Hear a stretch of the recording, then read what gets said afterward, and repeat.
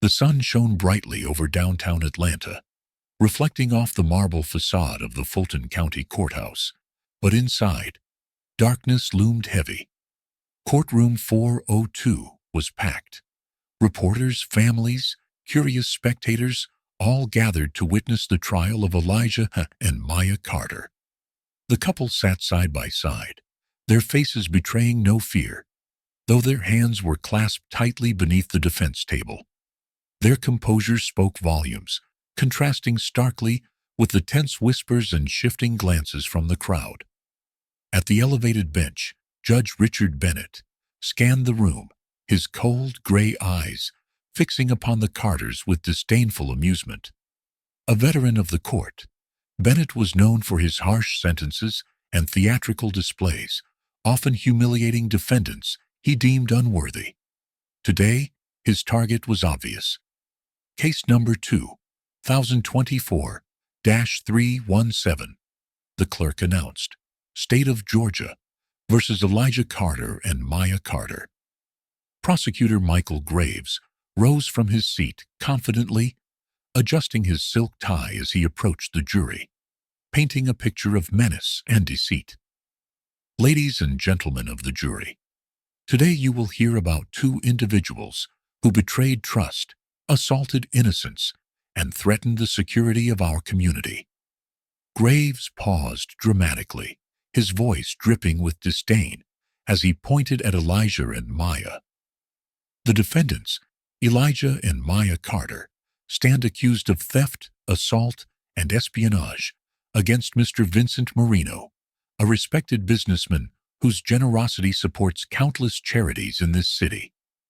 Elijah's jaw tightened slightly, but his eyes remained steady, unyielding.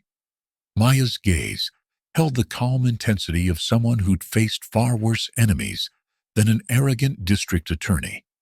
Neither flinched nor broke composure, silently listening as their character was shredded before strangers. Judge Bennett leaned forward, interrupting the proceedings with exaggerated impatience. "Mr. Graves, surely we don't need excessive theatrics. These defendants clearly lack respect for this court. So let's proceed swiftly. I'm eager to hear how these young individuals," he sneered, emphasizing the last words, "plan to explain themselves." A few chuckles erupted from the gallery, fueled by Bennett's open mockery. The judge, encouraged, continued his belittlement, addressing Elijah directly. "Mr. Carter, it says here you served in the Army. Well, perhaps combat taught you violence, but it appears respect for authority was not part of your training." The courtroom murmured uncomfortably, some uneasy at the judge's blatant prejudice, others smirking at his audacity. Elijah sat still, unmoved. Maya, however, met the judge's gaze with icy calmness, her voice quiet, yet cutting like steel. "Respect, Your Honor," she spoke slowly, "is earned." Bennett's eyes narrowed at her defiance, but before he could respond, Jessica Reed, the young but determined defense attorney, stood abruptly. "Objection, Your Honor. The court should refrain from personal commentary." "Overruled," Bennett snapped dismissively, shooting Jessica a glare. "Perhaps, Ms. Reed, you should advise your clients that silence would be more prudent than sass." Jessica clenched her fists under the table, but nodded silently, determined to protect her clients, despite the mounting hostility. The deck was stacked against them. The bias was plain as day.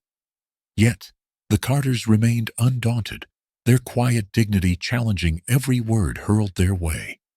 Prosecutor Graves called his first witness, a security guard from Marino's gala event, who testified confidently about seeing the couple lurking near Marino's vehicle moments before a confrontation.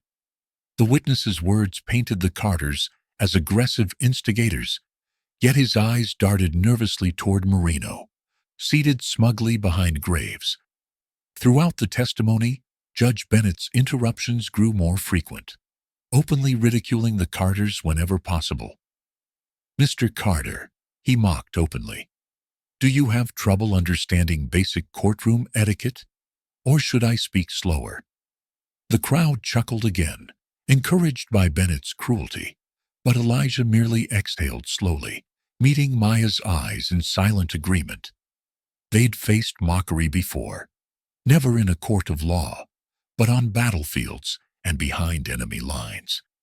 This was a different type of war, but one they were prepared to fight, with all their training, all their discipline. Jessica attempted to dismantle the guard's testimony during cross-examination, questioning the timeline and pointing out contradictions. But each objection she raised was swiftly shut down by Judge Bennett, his voice growing louder and more derisive. "Enough, Ms. Reed. I won't let you waste this court's time defending the indefensible." As the prosecution's case continued, the Carters noticed Marino exchanging subtle, approving nods with the judge. Elijah's trained eyes recognized complicity when he saw it. Something deeper, far more corrupt, was at play. The morning dragged on, marked by ridicule and humiliation, but the couple remained unmoved. Their silent resolve became an unsettling force in the courtroom, their quiet strength confusing both supporters and detractors alike. The jurors, initially swayed by the harsh portrayal of the couple, began glancing at the judge with growing unease. A spark of doubt had been lit, flickering amidst the shadow of the judge's blatant hostility. When the court recessed for lunch, Jessica leaned toward her clients, voice low but steady. "This isn't justice. It's a show trial. They're making an example out of you." Elijah looked directly into her eyes, determination unwavering. "Let them. Shows end. Truth doesn't." Outside the courthouse, news vans crowded the steps, reporters jostling for sound bites, spinning tales of a young couple turned criminals overnight. But amidst the noise, a lone figure stood apart, observing silently, a man unnoticed but watchful. FBI agent Alex Turner quietly documented everything, aware of the true extent of corruption, poisoning the city's veins. His presence was a hidden promise. This was not just a trial. It was the beginning of something much larger. Back in the courtroom, as the proceedings resumed, Bennett's arrogance seemed even more pronounced. "Perhaps, Mr. Carter," he drawled mockingly, "you and your wife would prefer to save us time and plead guilty. Or is pride more important than reason?" Elijah finally spoke, his voice calm, measured, yet somehow commanding. "We serve this country, Your Honor, because we believe in justice. Not the kind handed down by men like you, but the kind that sees truth, even through the darkest lies." The courtroom fell silent. Bennett's face flushed with anger, but he managed a thin, mocking smile. Brave words from someone who'll soon be behind bars. But Elijah's quiet statement lingered, echoing through the air, resonating beyond the courtroom walls. It was more than a response. It was a promise, a declaration that, no matter how high the corruption ran, the Carters would stand tall, ready to fight, not just for themselves, but for every voice silenced by injustice. The judge believed he was humiliating a defenseless couple, but he was gravely mistaken. Elijah and Maya Carter were far from defenseless. They were warriors hidden in plain sight, and their true battle had only just begun. The glittering ballroom of Atlanta's luxurious Grand Regency Hotel was a stark contrast to the cold, harsh reality now faced by Elijah and Maya Carter. Yet it was here, at Vincent Marino's opulent charity gala, just weeks earlier, that the wheels of deception had begun to turn, leading them into the courtroom drama that now threatened to destroy their lives. The evening had begun normally enough. Elijah wore a crisp tuxedo, while Maya, elegant in a flowing emerald gown, moved gracefully among the city's wealthy elites. They attended reluctantly, not drawn by the spectacle of wealth, but to represent veteran support groups, at the invitation of a mutual friend. They had grown accustomed to these events, yet something about this night felt different. A strange tension humming beneath the polished veneer of privilege. Vincent Marino, charismatic and commanding, moved among the guests with practiced ease, shaking hands, flashing charming smiles, his voice booming confidently. Yet Elijah noticed subtle, unsettling patterns. Marino's conversations with a group of military officers seemed particularly intense, often hushed, with wary glances darting around the room. "Do you see that?" Elijah murmured to Maya, nodding discreetly toward Marino and a high-ranking colonel near the bar. "They look uncomfortable." Maya's trained eyes locked onto the group, studying their body language, noting the tight, forced smiles. "Looks like more than small talk," she agreed quietly. "Let's get closer." Moving subtly through the crowd, they positioned themselves nearby, pretending to engage in light-hearted banter. Yet their ears were tuned sharply, trained by years of intelligence gathering and covert operations. Fragments of conversation drifted over. Shipment delayed. Agents sniffing around. Marino's voice was tense, irritation lacing his words. "Can't risk exposure," replied the colonel, glancing nervously around. "The deal's fragile. We need guarantees." Elijah and Maya exchanged quick, knowing glances. This was no ordinary business chatter. Their instincts screamed danger. Marino, sensing their proximity, quickly shifted tone, forcing laughter. The colonel stepped away abruptly, vanishing into the crowd. "I don't like this," Maya whispered. "Something's off." "Agreed," Elijah replied, his voice low, alert. "Let's keep our distance but stay watchful." The evening dragged on, with forced smiles and endless toasts. But as they prepared to leave, a movement near the valet stand caught Elijah's attention. A young woman, no older than 20, stood trembling near Marino's black limousine, her face pale with fear.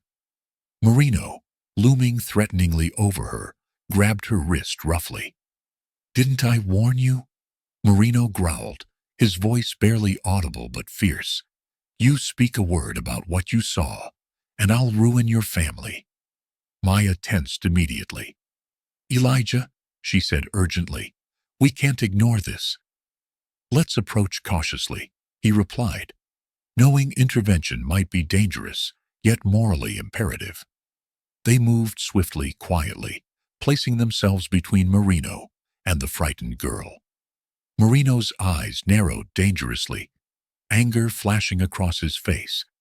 "This doesn't concern you," he hissed, releasing the girl's wrist. "Walk away." "Looks like it concerns her," Elijah replied firmly, his gaze steady and unflinching. "Maybe we can help resolve this calmly." Marino's face twisted into a sinister smile, his tone dripping contempt. "You two just made the worst mistake of your lives." Before they could respond, a sudden burst of police sirens shattered the tense silence. Within seconds, squad cars screeched to a halt, officers pouring out, weapons drawn, shouting orders. The scene descended into chaos. "You there!" a voice barked at Elijah and Maya. Hands in the air. Bewildered but compliant, they raised their hands, eyes darting between the officers and Marino, who stood back, expression triumphant. The frightened girl had vanished into the crowd, replaced by witnesses whispering and pointing, accusing fingers at the Carters. "We haven't done anything," Maya protested calmly. "We were just trying to help." An officer approached, handcuffs clinking ominously. "You're under arrest for assault and attempted theft," he stated coldly, grabbing Elijah's wrists roughly. "This is a mistake," Elijah tried to explain, but the officer's grip tightened painfully. Marino stepped forward, feigning concern. "These two were causing trouble all night," he told the officers smoothly. "I feared for my safety. Thank God you arrived." Elijah stared at Marino, the truth dawning horribly. "You planned this," he said bitterly, eyes narrowing in realization. "This was a setup." Marino smiled coldly. "Prove it." Now, in the present-day courtroom, those memories burned vividly in Elijah's mind as prosecutor Michael Graves continued spinning Marino's twisted version of events.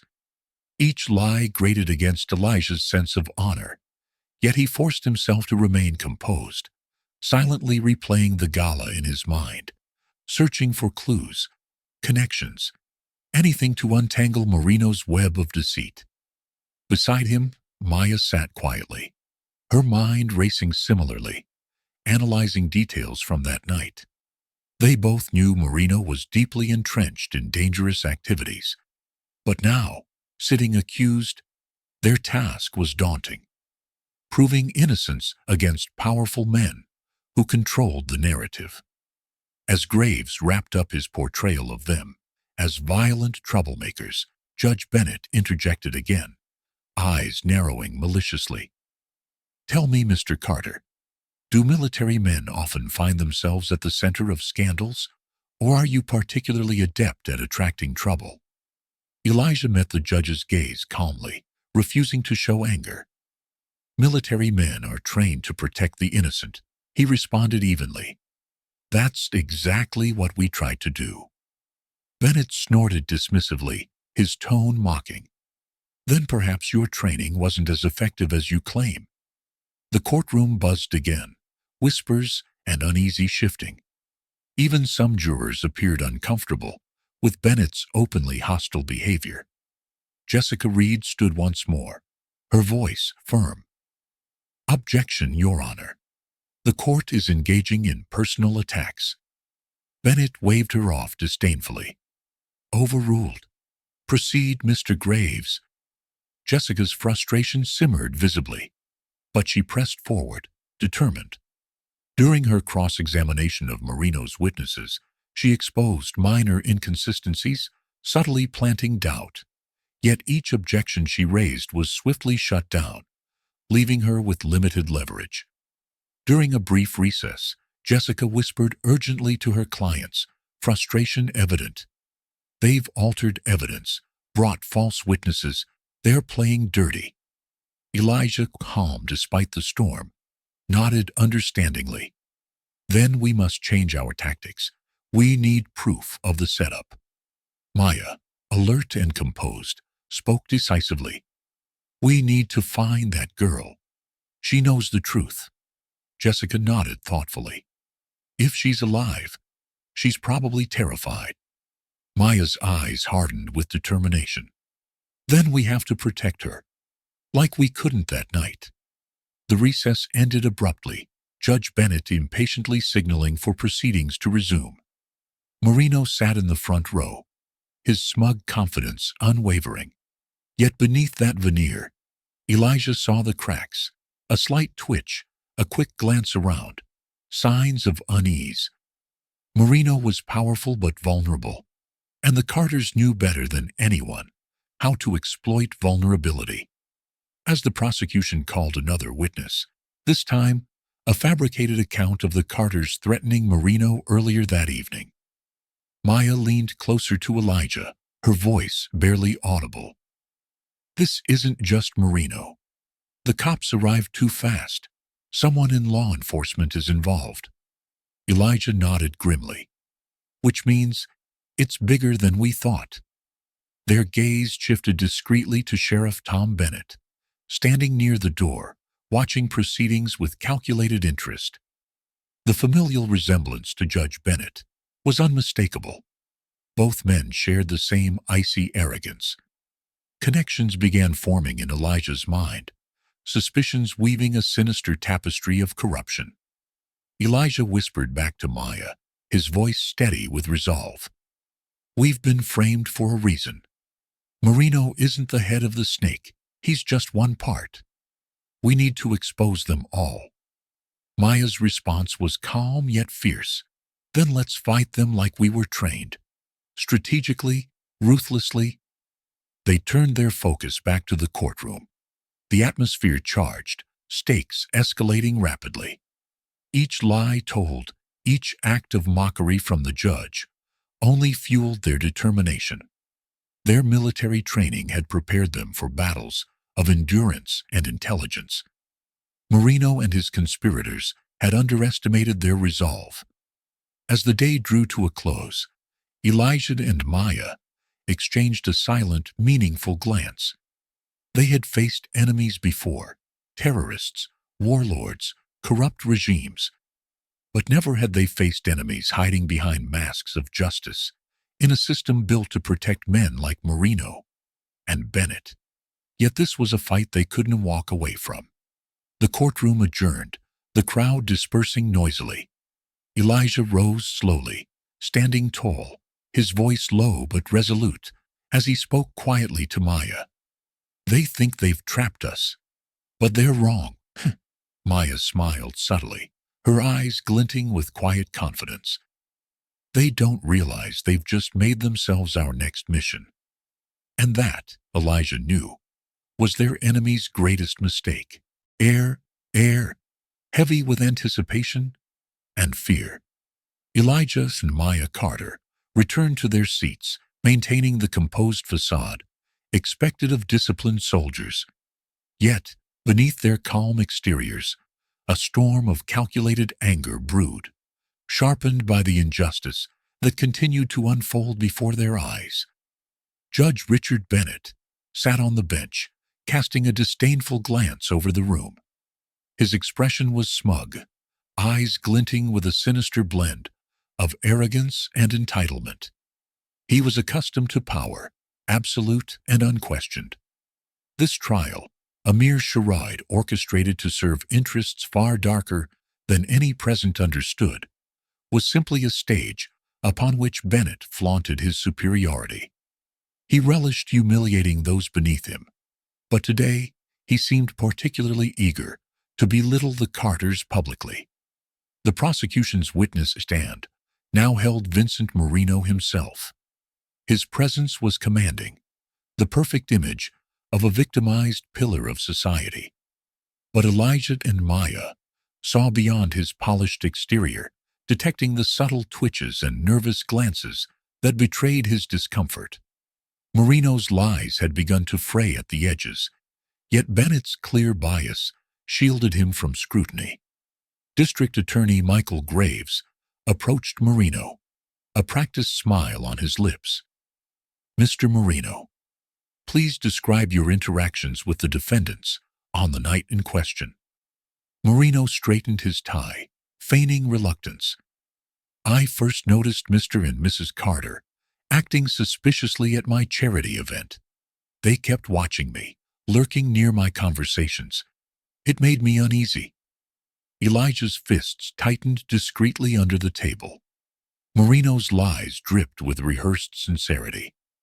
Maya's eyes never wavered, analyzing Marino's subtle hesitations, her mind dissecting each word for vulnerabilities.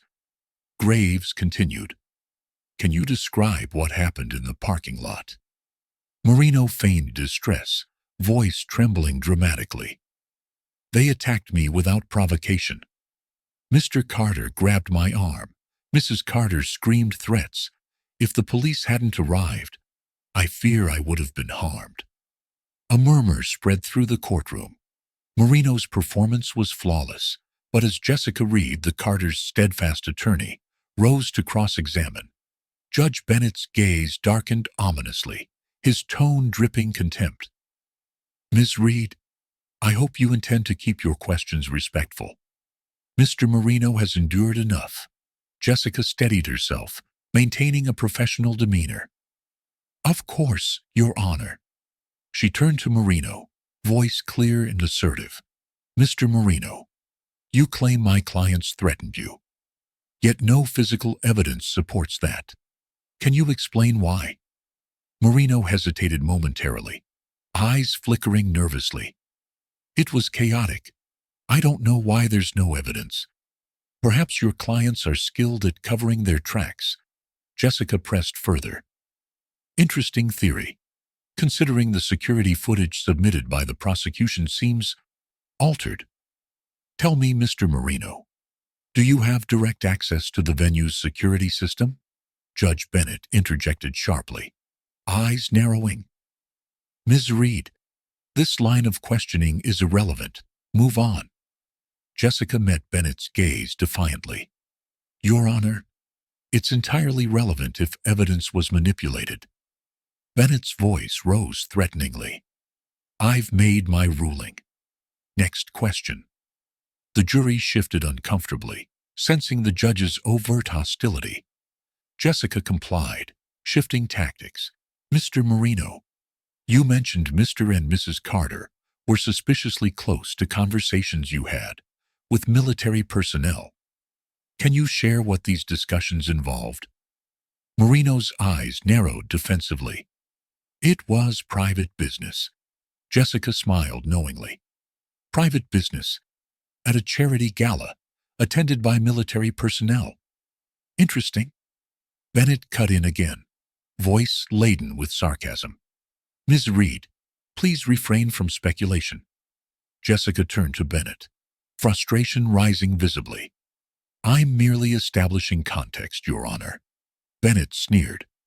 Then do so, without insinuation. Jessica took a breath, recomposing herself. Mr. Marino, one more question. Who was the young woman you were seen arguing with in the parking lot? Marino's composure cracked for an instant, eyes flickering. I don't know who you mean. Jessica pressed, confident she'd hit a nerve. Witnesses described you grabbing her wrist aggressively. Was she also threatening you? Marino hesitated, clearly unnerved. But Bennett intervened swiftly. Miss Reed, you're badgering the witness. Jessica retorted firmly. I'm seeking clarification, Your Honor. Enough, Bennett barked, voice echoing harshly. Court adjourned until tomorrow. The abrupt end shocked the courtroom into silence. Marino exhaled in relief, hurrying off the stand, while Jessica returned to the defense table, frustration palpable. Elijah leaned forward, voice low but steady. He's scared. Maya nodded. He knows we're onto something. Jessica sighed. Yes, but Bennett keeps blocking us. He's controlling the narrative. As the room emptied, Elijah's gaze lingered on Bennett, observing the judge's subtle smirk of triumph. Bennett had made this trial personal, flaunting his power with malicious glee. But Elijah sensed weakness beneath Bennett's arrogance, a fragile ego hidden behind judicial robes. Later that evening, in a dimly lit, secluded lounge downtown, Judge Bennett met quietly with Vincent Marino and District Attorney Graves. The three men sat in a private booth, their expressions tight with tension. Marino spoke first, voice edged with panic. Your courtroom circus isn't going as smoothly as planned. Reed is dangerous. Those two soldiers— Relax, Bennett interrupted coldly, sipping bourbon slowly. They're pawns. I've handled worse. Marino leaned closer, eyes flashing with desperation. You don't understand. They overheard something that night. They're not ordinary pawns. If they figure out— Calm down, Vincent, Graves said firmly. The evidence is secure. Witnesses loyal. Reed's objections are trivial. Marino shook his head, unconvinced. It's Reed I'm worried about. Those Carters have experience. The longer this drags on, the more they'll uncover. Bennett leaned back, a smug smile spreading across his lips. Then we accelerate. Tomorrow, I'll ensure they're humiliated publicly. Break their credibility entirely. Sheriff Tom Bennett, Judge Bennett's younger brother, joined the table silently, nodding in agreement. I'll increase surveillance, keep them under pressure. Marino, visibly uneasy, conceded reluctantly. Fine. But if this goes sideways— It won't, Judge Bennett interrupted dismissively. I control my courtroom, and I'll see those two troublemakers buried. Yet, hidden in the shadows of a corner booth, unnoticed and discreet. FBI agent Alex Turner recorded every word of their conspiracy, his face tense with concentration. He'd been tracking Marino's network for months, never imagining it ran this deep. He slipped the recorder discreetly into his jacket, adrenaline surging through him.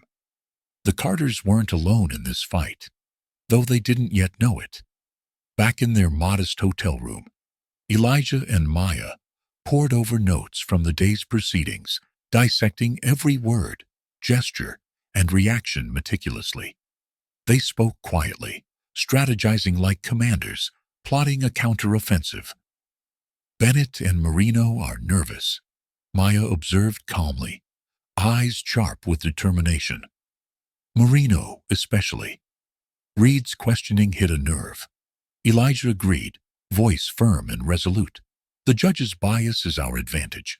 The jury sees it. We must keep provoking Bennett's arrogance until he slips openly." Maya smiled faintly. "Psychological warfare. Our specialty." Elijah nodded. "Exactly. Marino's mistake was underestimating us. Bennett's mistake is believing he's untouchable." Their conversation was interrupted by a soft knock at the door. Elijah opened it cautiously, revealing Jessica Reed, looking exhausted but determined. She entered quickly, locking the door behind her. "I have news," she said urgently. "An anonymous source contacted me. They claim to have evidence proving the security footage was doctored by Marino's own tech team." Elijah and Maya exchanged cautious glances. Elijah spoke carefully. "How credible is this source?" Jessica hesitated briefly. "They sent files anonymously. It checks out. But the source claims they'll only testify if their safety is guaranteed." Maya considered the implications, quickly analyzing risks. "Then we must proceed carefully. Marino and Bennett are capable of violence." Jessica nodded, her voice determined. "Agreed. I've requested protection from an outside agency. Someone I trust." Elijah raised an eyebrow curiously. "Who?" Jessica hesitated briefly, then spoke quietly. "An FBI contact, Agent Alex Turner." Maya and Elijah exchanged a surprised glance. Elijah nodded slowly. "We'll meet him." Jessica breathed a sigh of relief. "Good, because this source could be our key to turning the tables." Maya smiled subtly, her expression hardened with resolve. "Then let's play their game, smarter, harder, and without mercy." Jessica left soon after, leaving the Carters alone once more. They stood together by the window, gazing into the darkness, minds racing with possibilities. They had faced betrayal, humiliation, and a system designed to break them. Yet, in this moment, they felt hope. Their enemies had made crucial mistakes, revealing weaknesses. Elijah wrapped an arm around Maya, drawing strength from her steady presence. "This trial was never about justice." Elijah murmured quietly. "It's about power." Maya's voice was fierce, unyielding. "Then we'll show them what true power looks like." In the shadows of Atlanta, a storm gathered force, and the Carters prepared to unleash their full fury against those who sought to destroy them. The judge's game had begun, but the rules were about to change drastically. The morning sun rose over Atlanta, casting its pale glow upon the courthouse, a structure now steeped in the shadows of deceit and corruption. As Elijah and Maya Carter approached the familiar marble steps, a newfound resolve shone in their eyes. Their quiet confidence stood in stark contrast to the anxious murmurs and sidelong glances they received from reporters and onlookers gathered outside. Inside the courtroom, tension simmered like an explosive device ready to detonate. Judge Richard Bennett entered with his customary arrogance, his gaze briefly settling on the Carters with undisguised contempt. District Attorney Michael Graves stood nearby, shuffling papers nervously, aware that cracks were beginning to appear in their carefully constructed facade. Jessica Reed leaned toward the Carters, speaking softly. Be ready. Bennett is under pressure, and he'll try to provoke us. We must remain calm. Elijah nodded silently, his jaw clenched. Maya reached over, gently touching his hand. They underestimate us, she whispered reassuringly. That will be their downfall. The bailiff's voice rang through the room. All rise. Judge Bennett settled into his chair, the picture of authority. Court is now in session.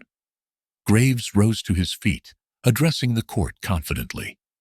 Your Honor, the prosecution calls Sheriff Thomas Bennett to the stand. A ripple of surprise went through the courtroom. Elijah and Maya exchanged brief glances. Sheriff Tom Bennett, Judge Bennett's younger brother, was an unexpected witness. This was no coincidence. Sheriff Bennett swaggered to the stand, his badge glinting ominously. Graves approached him with rehearsed precision. Sheriff Bennett, were you present when Mr. Marino called for help? On the night in question? Yes, sir, Tom Bennett replied confidently. Mr. Marino sounded terrified. I dispatched officers immediately. How quickly did you arrive at the scene? Within 5 minutes, the sheriff said proudly. Jessica Reed's eyebrows rose slightly. 5 minutes was suspiciously fast. Too fast to be coincidental. Graves continued smugly. And when you arrived, what did you see? I saw Mr. Marino shaken and your clients. He pointed accusingly at Elijah and Maya, acting aggressively, refusing to cooperate. Elijah felt anger rise within him, but Maya's calm presence steadied him. Jessica rose confidently for cross-examination. Sheriff Bennett, your response time is impressive. Is it typical for you to respond so rapidly to a non-emergency call? Tom Bennett's confidence faltered briefly. We prioritize high-profile individuals. Mr. Marino is a respected member of the community. Respected indeed, Jessica echoed ironically. Tell me, Sheriff, have you ever received financial contributions from Mr. Marino? Judge Bennett interjected harshly. Counselor, that's irrelevant. Jessica faced him boldly. With respect, Your Honor. It speaks to witness credibility. Bennett glared. Move on. Jessica turned back to the sheriff, voice unyielding. Did Mr. Marino contact you directly that night? Tom Bennett hesitated momentarily. He did, yes. Interesting. So he has your personal number? Many community leaders do. Jessica leaned closer. Including any others involved in criminal activities? The judge slammed his gavel. Ms. Reed, I warned you. Jessica stepped back, letting the implication hang in the air. No further questions? Sheriff Bennett exited the stand, visibly irritated. Jessica sat, whispering to Elijah and Maya. They're panicking. Marino is getting desperate, pulling favors from every corner. As court recessed for lunch, the Carters and Jessica regrouped privately in a secluded office nearby. Jessica closed the door behind them, exhaling deeply. We struck a nerve. Marino's network is tightening ranks. Maya's eyes narrowed thoughtfully. The sheriff's involvement is deeper than we thought. Marino's reach extends beyond the courtroom. Elijah crossed his arms, pacing briefly. We need to know who else is protecting Marino. There's something bigger here. Jessica agreed. My FBI contact, Agent Turner, hinted the same. He's been tracking Marino and suspects connections to a larger operation. We must be careful. Maya's eyes gleamed with determination. We didn't serve overseas just to let corrupt men threaten us at home. If they're operating like terrorists, we'll treat them as such. Elijah nodded firmly. Agreed. But we need proof. Unbeknownst to them, at that very moment, inside a dimly lit private lounge in downtown Atlanta, Judge Bennett sat in tense discussion with Vincent Marino and District Attorney Graves. Marino's frustration was evident, his confidence fraying. This trial was supposed to be simple. Now that attorney is making fools of us. Bennett sipped his scotch coolly. Relax, Vincent. She's clever but powerless. I'll silence her.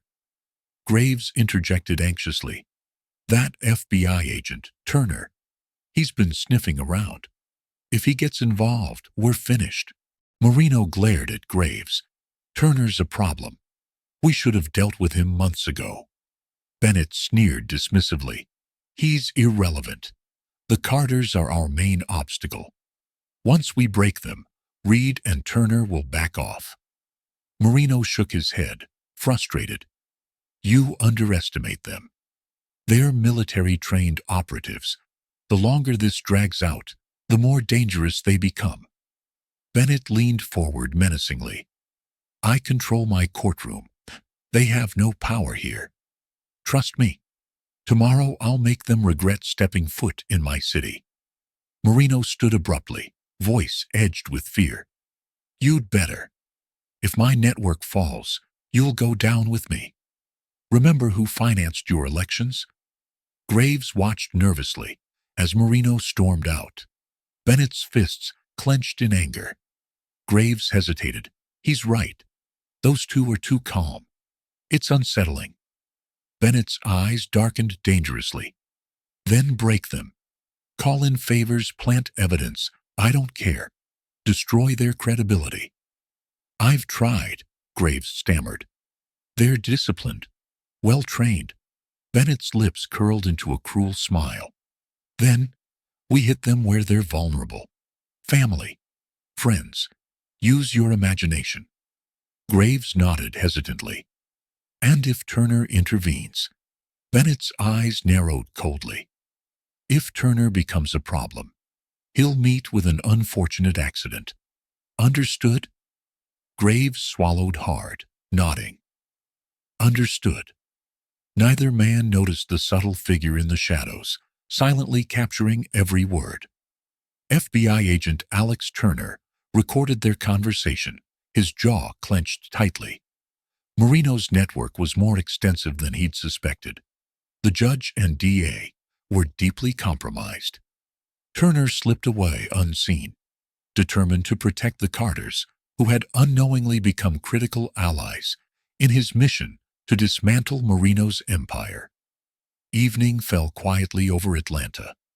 Elijah and Maya returned to their temporary quarters, reviewing the day's events, dissecting every detail. A gentle knock at their door broke their concentration. Elijah approached cautiously, peering through the peephole before opening it slightly. Jessica stood outside, Agent Alex Turner by her side. Elijah allowed them in quickly, locking the door. Turner shook hands firmly with both, expression serious. I'm Alex Turner, FBI. I've been investigating Marino's criminal empire, and your case has become crucial. Maya met his gaze directly. You think Marino's operations go beyond local corruption? Turner nodded gravely. We believe he's involved in international arms dealing, funneling weapons to extremist groups overseas. Your altercation, though, exposed his vulnerabilities, forcing him into risky actions. Jessica exhaled deeply. So, Marino's accusations, framing the Carters, was damage control. Turner confirmed. Exactly. He needed scapegoats. The judge and DA are on his payroll. This trial is meant to distract from the larger operation. Elijah's jaw tightened angrily. Then we must expose them all. Turner cautioned carefully. We will, but strategically. Marino is dangerous, cornered. We need irrefutable evidence linking him to the judge and DA. Maya spoke calmly, analytical. He'll slip up again. They're arrogant, reckless when cornered. Turner agreed. Which is why I'm here. Tomorrow, Bennett plans to escalate. Marino wants to silence you permanently. I've arranged protection discreetly. Jessica's eyes widened. Permanently? Turner nodded grimly.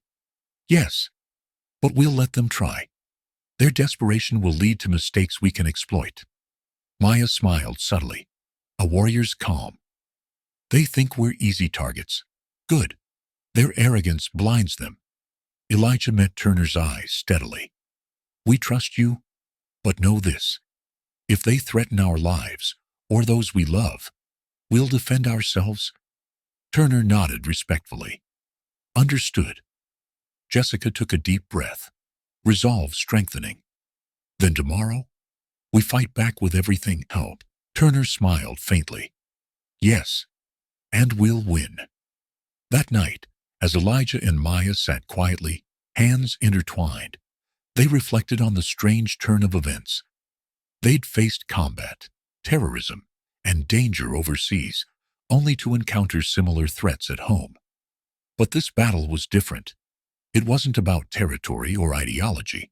It was about justice, integrity, and defending the very ideals they'd sworn to uphold. Elijah squeezed Maya's hand gently. We've faced worse. Maya leaned against him, strong and resolute. And every time, we stood together. In the quiet darkness, their resolve hardened. Marino, Bennett, and Graves had started a war, unaware they'd chosen the wrong soldiers as adversaries. The power behind the throne was about to crumble, and Elijah and Maya Carter would ensure its downfall, no matter the cost. The early morning sun gleamed softly through the tall windows of the Fulton County Courthouse, its gentle warmth starkly contrasting the icy tension within its walls. Elijah and Maya Carter arrived earlier than usual, their presence radiating quiet strength. Despite the storm around them, they stood firm, disciplined, their demeanor a silent declaration that they would not be broken by corruption or intimidation. Today was pivotal. Jessica Reed had spent a sleepless night preparing new evidence that could crack the facade of Marino's carefully orchestrated charade. Yet she knew Judge Bennett would fight fiercely to protect the web of deceit he'd helped weave. As the courtroom filled, Elijah's sharp gaze swept over the faces gathered. Journalists eager for scandal, spectators seeking drama, and jurors whose faces revealed subtle shifts in their once neutral stance. Something was changing. Seeds of doubt had been sown, slowly taking root. All rise, echoed through the courtroom as Judge Bennett strode in, his composure a thin mask over underlying agitation. He settled imperiously into his seat, eyes narrowed disdainfully at the Carters. Be seated. D. A. Michael Graves stood with renewed confidence, ready to press on. The prosecution would like to call Officer Daniel Harris to the stand. Officer Harris, a young policeman, appeared uneasy as he took his oath. Graves approached swiftly, addressing him with rehearsed confidence. Officer Harris, you responded to Mr. Marino's distress call. Can you describe the defendant's demeanor when you arrived? Harris hesitated briefly, voice wavering. They seemed tense. Would you say aggressive? Harris shifted uncomfortably. Not exactly aggressive, just defensive. Graves pressed harder. Did they resist arrest? No, Harris replied quietly, eyes avoiding Graves's gaze. They cooperated fully.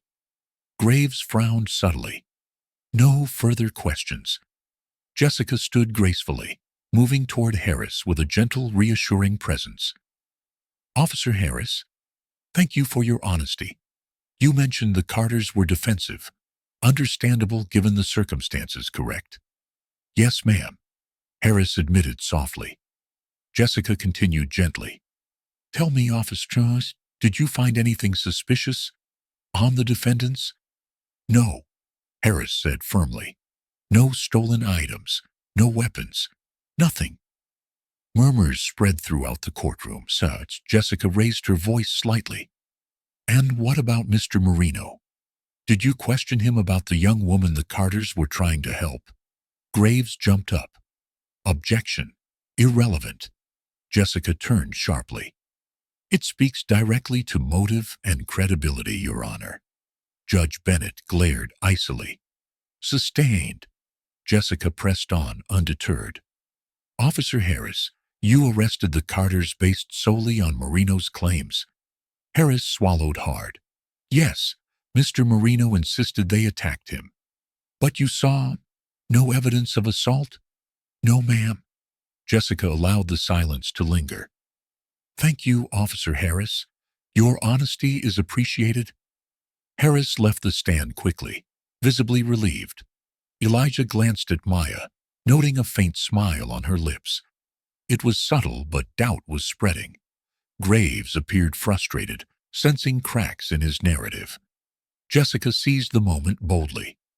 Your Honor, the defense requests permission to introduce critical new evidence.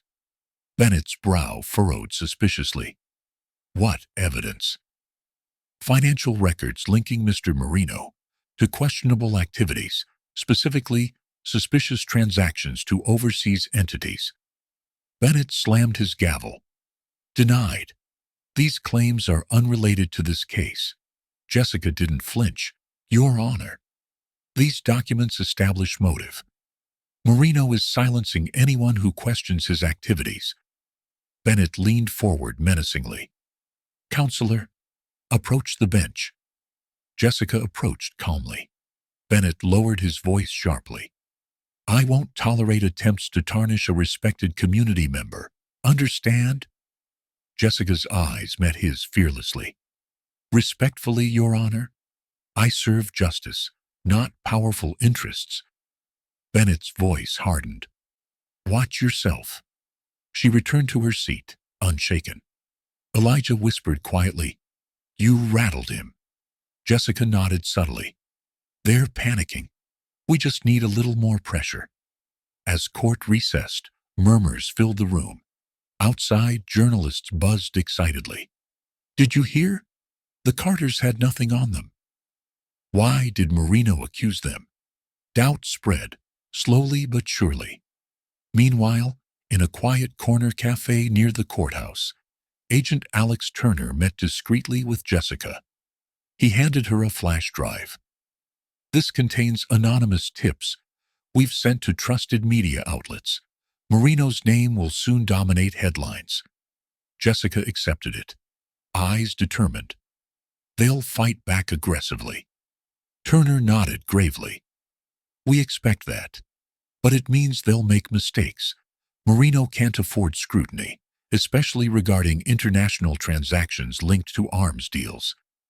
Jessica inhaled deeply. What about the judge and DA? Once Marino falls, they'll collapse too, Turner replied. They've placed all their trust in him. Without his protection, they're exposed. Jessica leaned forward earnestly.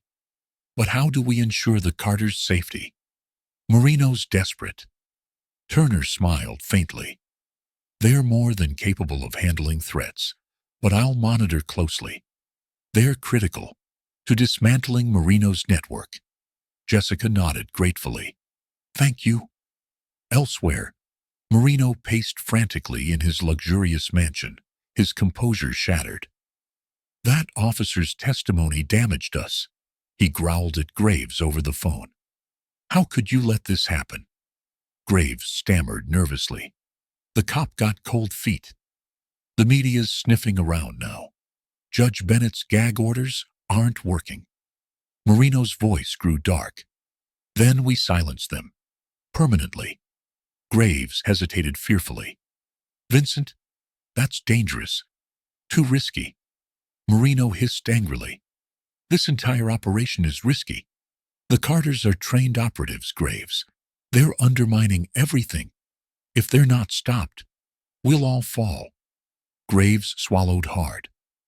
What do you propose? Marino's voice hardened. Send a message. Scare them off. Break into their home.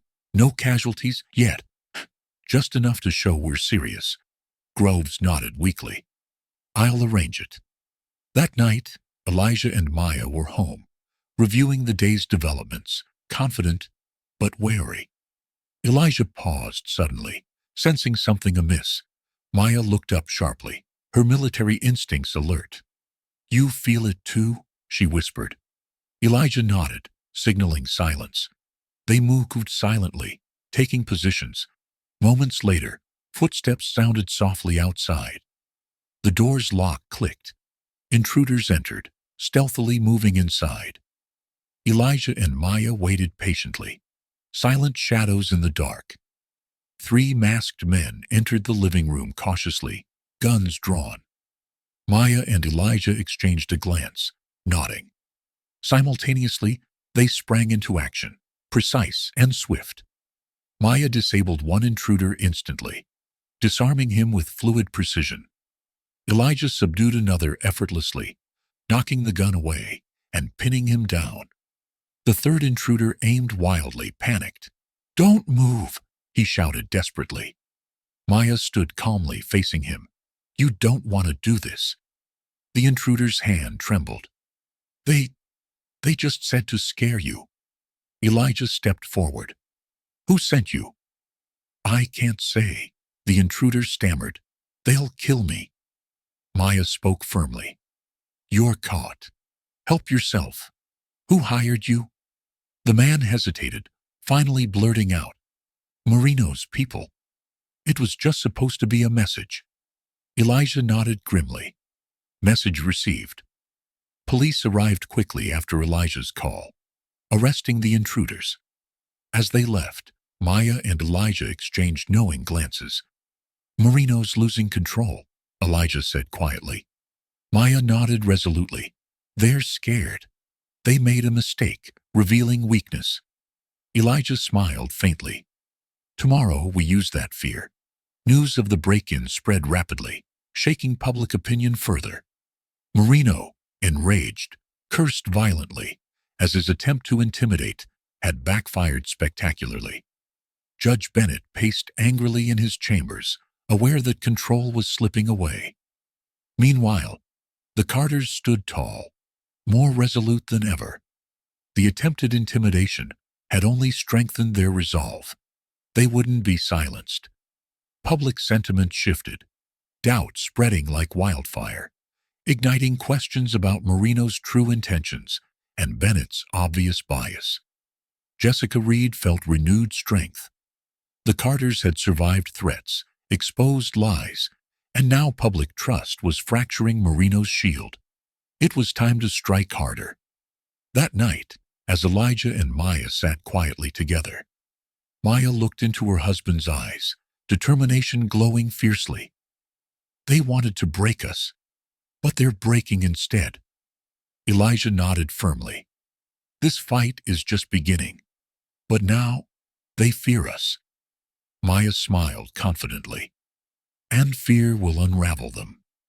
In the quiet darkness, they prepared for battle, knowing that each seed of doubt they planted was blossoming, growing stronger, ready to tear down the fortress of corruption surrounding Marino, Bennett, and Graves. Justice was coming, and nothing would stand in its way. The atmosphere in the courtroom had shifted. It was subtle, almost imperceptible, to those not paying close attention. But Elijah and Maya Carter noticed every small detail. The jurors' expressions were no longer blank slates. There were raised eyebrows, sidelong glances, whispers exchanged behind hands. The public gallery, previously filled with spectators eager for sensationalism, now buzzed with genuine curiosity and doubt. Marino's carefully constructed image was fraying at the edges, and Judge Bennett, despite his best efforts to maintain control, couldn't hide the rising tide of unease beneath his stoic facade. Elijah and Maya had decided it was time to use their specialized training more overtly. Psychological operations, known in military circles as PsyOps. These tactics were subtle, yet highly effective, designed not to destroy an enemy physically, but to dismantle their mental strength and resolve, piece by piece. Today the courtroom became their battlefield, where every spoken word, every glance, and every movement carried strategic intent. As court resumed, Judge Bennett adjusted his robe, his mannerisms exaggeratedly authoritative. "Counselor Reed," he announced dryly, "you may continue presenting your case, though I hope you found more substantial arguments than yesterday's accusations." Jessica stood calmly, her voice steady. "Yes, Your Honor. The defense calls Ms. Maya Carter to the stand." Maya rose gracefully, her movements deliberate and measured. She walked confidently to the witness stand, each step radiating quiet strength. As she settled in, her eyes met Judge Bennett's directly, holding his gaze just a fraction longer than comfortable. A calculated move. Jessica approached gently. "Mrs. Carter, can you describe your professional background for the court?" Maya nodded slightly. "I served 8 years in the U.S. Army, specializing in psychological operations and intelligence analysis." Jessica continued. "What exactly does that entail?" Maya smiled faintly. "Understanding people, motives, patterns. It's about identifying weaknesses, fear, anxiety, doubt, and using them to our advantage." Judge Bennett interjected sharply. "Relevance, counselor?" Jessica faced him calmly. "Establishing the character and credibility of my client, Your Honor." Bennett hesitated, then nodded begrudgingly. "Proceed." Jessica turned back to Maya. "Mrs. Carter, you mentioned identifying weaknesses. Can you explain what that involves?" "Certainly," Maya replied composedly. "It means paying attention to details others miss, body language, subtle shifts in behavior. People hide much beneath the surface. Our training teaches us to recognize signs of stress, fear, or deceit." Jessica pressed gently. "And have you observed any such signs during this trial?" Maya looked directly at Judge Bennett again, pausing intentionally. The courtroom grew still. Sensing the tension, Maya spoke calmly, clearly. "Yes. For example, Your Honor, you tend to clench your fists whenever evidence against Mr. Marino is presented. Your breathing becomes shallow when objections arise. Those are classic signs of anxiety." Bennett's face darkened instantly. "Mrs. Carter, you will address counsel only." Maya nodded politely. "My apologies, Your Honor. But recognizing stress is part of my training." Jessica redirected swiftly. "Have you noticed similar behavior from others?" "Yes," Maya continued. "D.A. Graves frequently avoids eye contact when certain topics arise, specifically questions about Mr. Marino's business dealings. His voice quivers slightly when challenged, all signs of discomfort or fear." The jury watched intently, visibly affected by Maya's calm, methodical observations. Judge Bennett shifted uneasily. "Are you implying deceit?" "No," Maya replied evenly. "Simply noting what my training teaches. Behavior reveals what words conceal." Jessica pressed on. "Why were you at Mr. Marino's gala that night?" Maya's voice remained firm.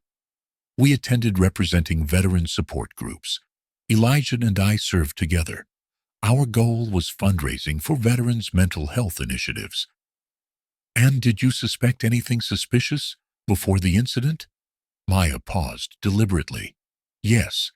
We overheard conversations between Marino and military officials, discussions unrelated to charity. They spoke cryptically about shipments, payments, and loyalty." "Oh." Bennett raised his voice impatiently. "That is hearsay, counselor." Jessica responded calmly.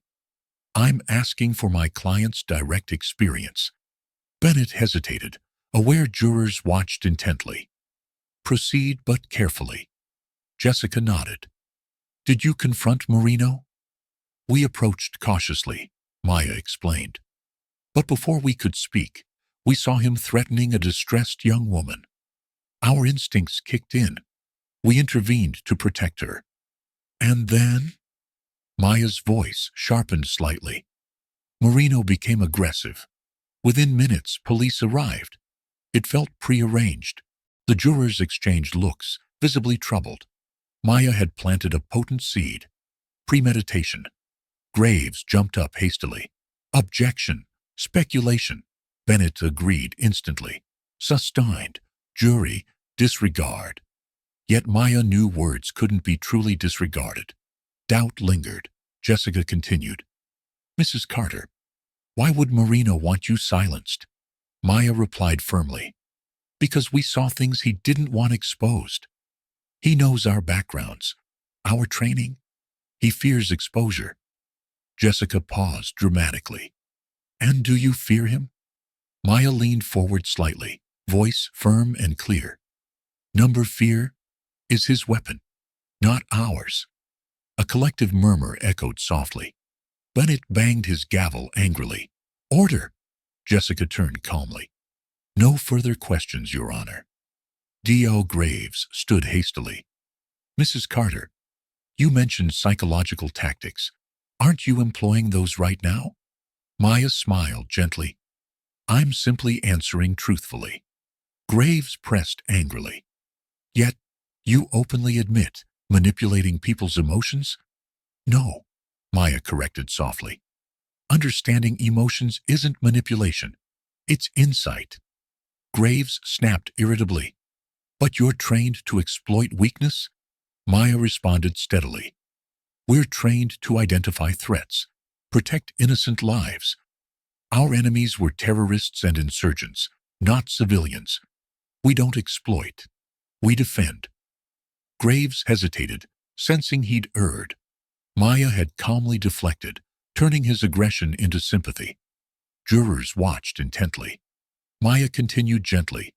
Mr. Graves, your anger suggests defensiveness. Why? Objection, Graves exclaimed, flustered. Witness is argumentative. Bennett scowled, snapping, sustained. Careful, Mrs. Carter. Yet damage had been done. Maya remained calm, composed. As she stepped down, Elijah met her gaze proudly. She'd executed their plan perfectly, rattled their adversaries psychologically, exposing vulnerabilities. During recess, jurors whispered animatedly. Spectators murmured excitedly. Marino watched nervously from the back, sweating. Judge Bennett summoned Graves furiously. You let her control the narrative. Do you understand the implications? Graves stammered defensively. She twisted my questions. Bennett hissed angrily. If this case collapses, we're finished. Marino approached anxiously. They're trained experts in mind games. They're dismantling our credibility. Bennett glared darkly. We must retaliate. Immediately. Across the hall, Elijah and Maya waited calmly. Jessica approached, eyes gleaming hopefully. Your tactics worked. Jurors are questioning everything. Maya smiled faintly. Doubt is powerful. It grows quickly once planted. Jessica nodded thoughtfully. But they'll retaliate fiercely. Elijah responded confidently. We're prepared. Psychological warfare is relentless, but subtle. They'll unravel under pressure. Suddenly, Jessica's phone buzzed urgently. She stepped aside, speaking quickly. Returning moments later, her face lit up with cautious optimism. Anonymous tips about Marino's illegal activities just reached major news outlets. Headlines breaking soon. Maya nodded calmly. Good. Public exposure accelerates their panic.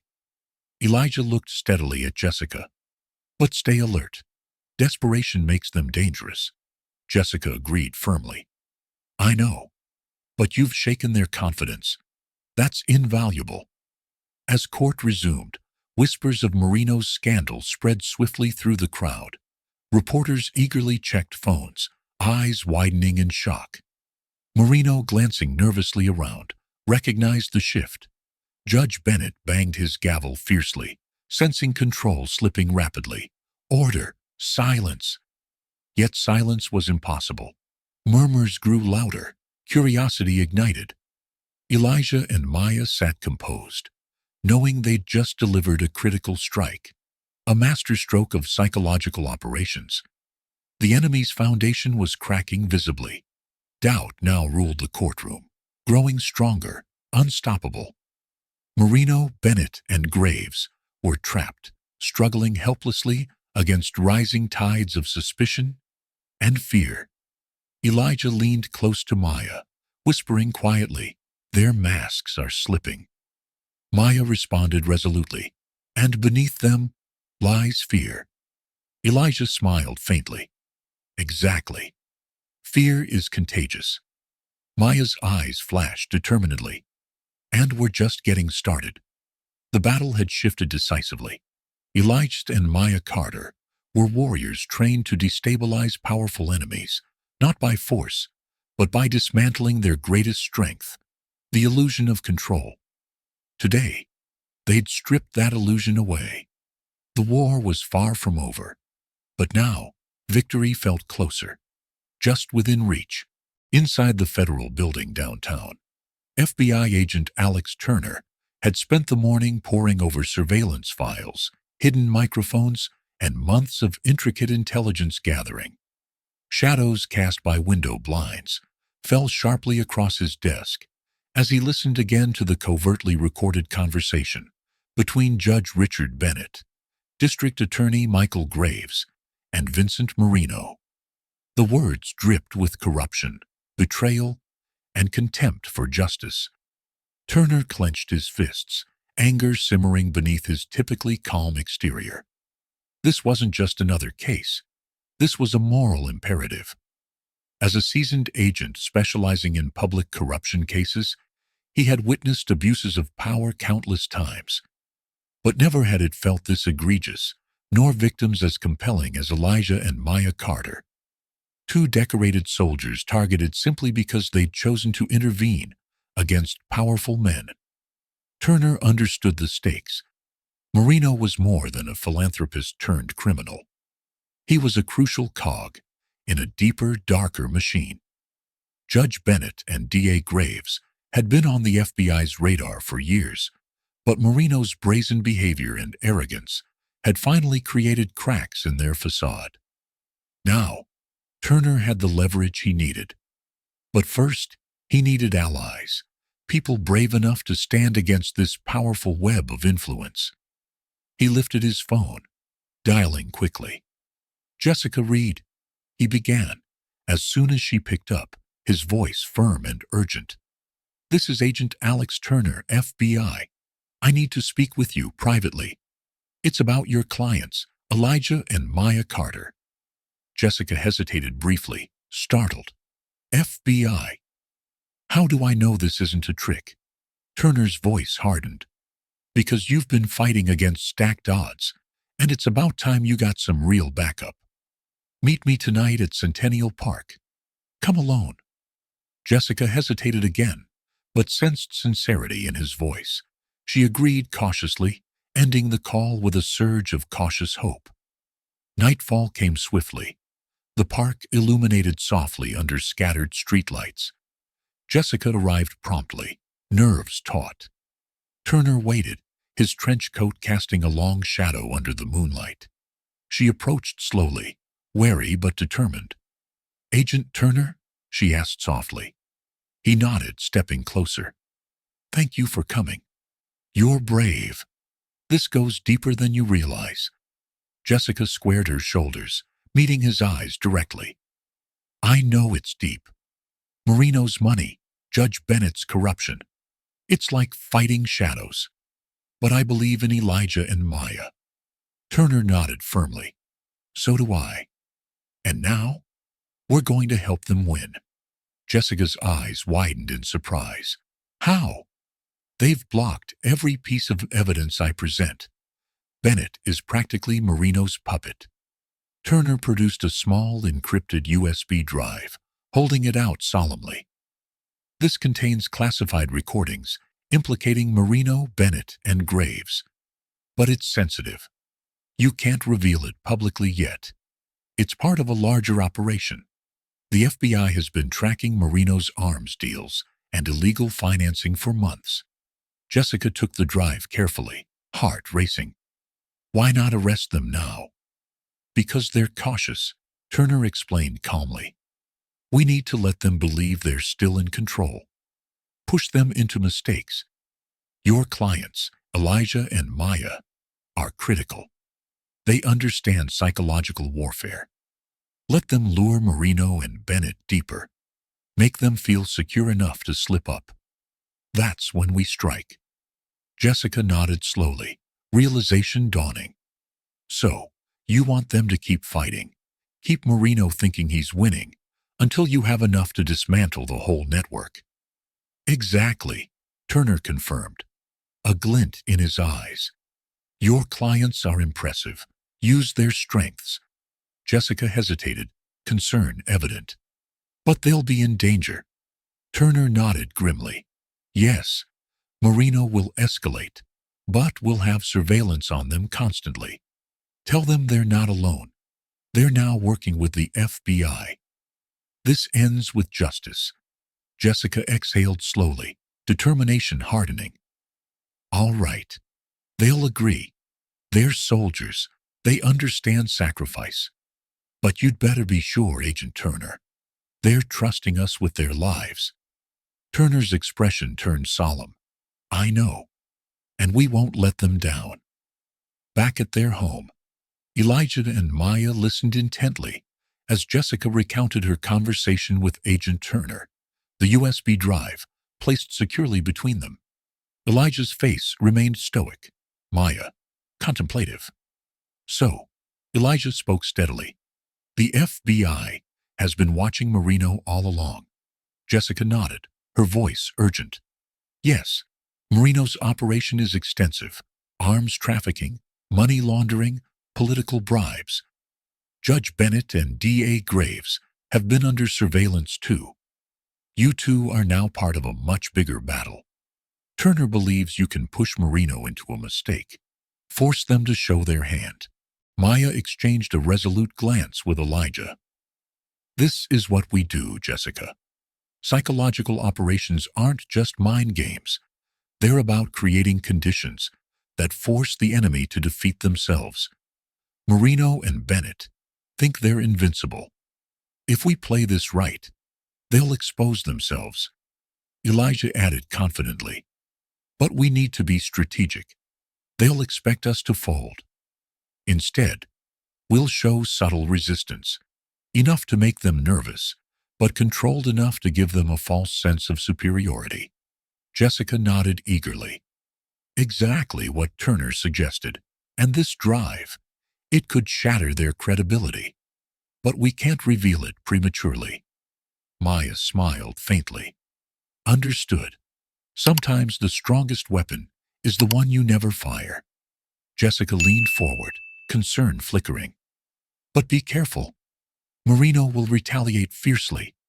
We don't know how far he'll go. Elijah's eyes hardened. They underestimated us from the beginning. Now it's their turn to feel fear. We're ready. Jessica stood slowly, pride shining through her anxiety. All right. We'll keep pushing in court. Show strength, but hold back our strongest moves. Let them think they're winning. Until the FBI is ready. Elijah extended his hand, clasping hers firmly. Thank you for trusting us. Jessica smiled determinedly. Thank you for showing me what courage really looks like. As Jessica left, Elijah turned to Maya, intensity burning in his eyes. This fight is bigger than just us now. Maya nodded resolutely. It always was. But now we have allies, and if Marino is desperate, he'll make mistakes. We need to be ready. Elijah placed a reassuring hand on her shoulder. We've trained for worse. This is just another mission, one where the battlefield is invisible. But the stakes couldn't be higher. The following day, court resumed with a tense, charged atmosphere. Marino sat smugly behind Graves, his posture arrogant. Judge Bennett looked down imperiously, unaware of the storm brewing silently around him. Elijah and Maya took their seats calmly, their quiet composure unnerving to those who had expected them to crumble under relentless pressure. Jessica rose, addressing the jury confidently. Ladies and gentlemen, the prosecution has portrayed Elijah and Maya Carter as dangerous, volatile, even criminals. Yet every action they've taken has been to defend others, not themselves. They've fought in wars overseas, defending freedom and justice. Now, they face another fight, right here, a fight for the truth. D.A. Graves interjected sarcastically. Your Honor, is there a question coming? Or is defense counsel planning to continue her speech? Judge Bennett smirked, condescendingly. Counselor Reed, please keep your theatrics for closing arguments. Jessica ignored their taunts calmly. I call Agent Samuel Thompson to the stand. A ripple of surprise moved through the courtroom. Graves exchanged a worried glance with Marino. Agent Thompson, tall and imposing, took the stand, swearing in with measured seriousness. Jessica began. Agent Thompson, where do you work? FBI, he answered steadily, causing murmurs to rise swiftly. Jessica continued. And have you been investigating Vincent Marino? Graves leaped up, shouting, Objection! Relevance! Judge Bennett snapped irritably. Sustained. Careful, counselor. Jessica, undeterred, shifted quickly. Agent Thompson, do you know Elijah and Maya Carter? Yes, Thompson answered firmly. I was their contact while investigating certain individuals linked to Mr. Marino. Their observations have been invaluable. Groves exploded. Objection!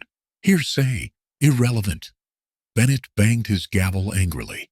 Sustained. Strike that testimony. Yet the damage was done. Jurors sat alert, eyes wide. Jessica smiled subtly, having carefully released just enough information to create doubt without violating rules. Marino looked visibly unsettled, whispering furiously to Graves. Jessica finished calmly. No further questions. Bennett's face reddened. Agent Thompson, you are dismissed. Thompson stepped down, his brief appearance having rocked the courtroom's foundations.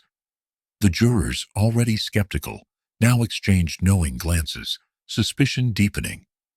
Bennett adjourned hastily, anxiety evident. Outside, Jessica met Elijah and Maya. Excitement restrained but palpable. Did you see their reactions?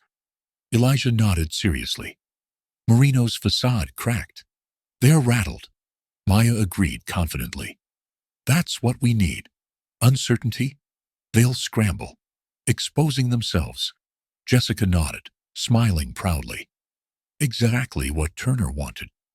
We're turning their strength into weakness. Maya's eyes sparkled determinedly.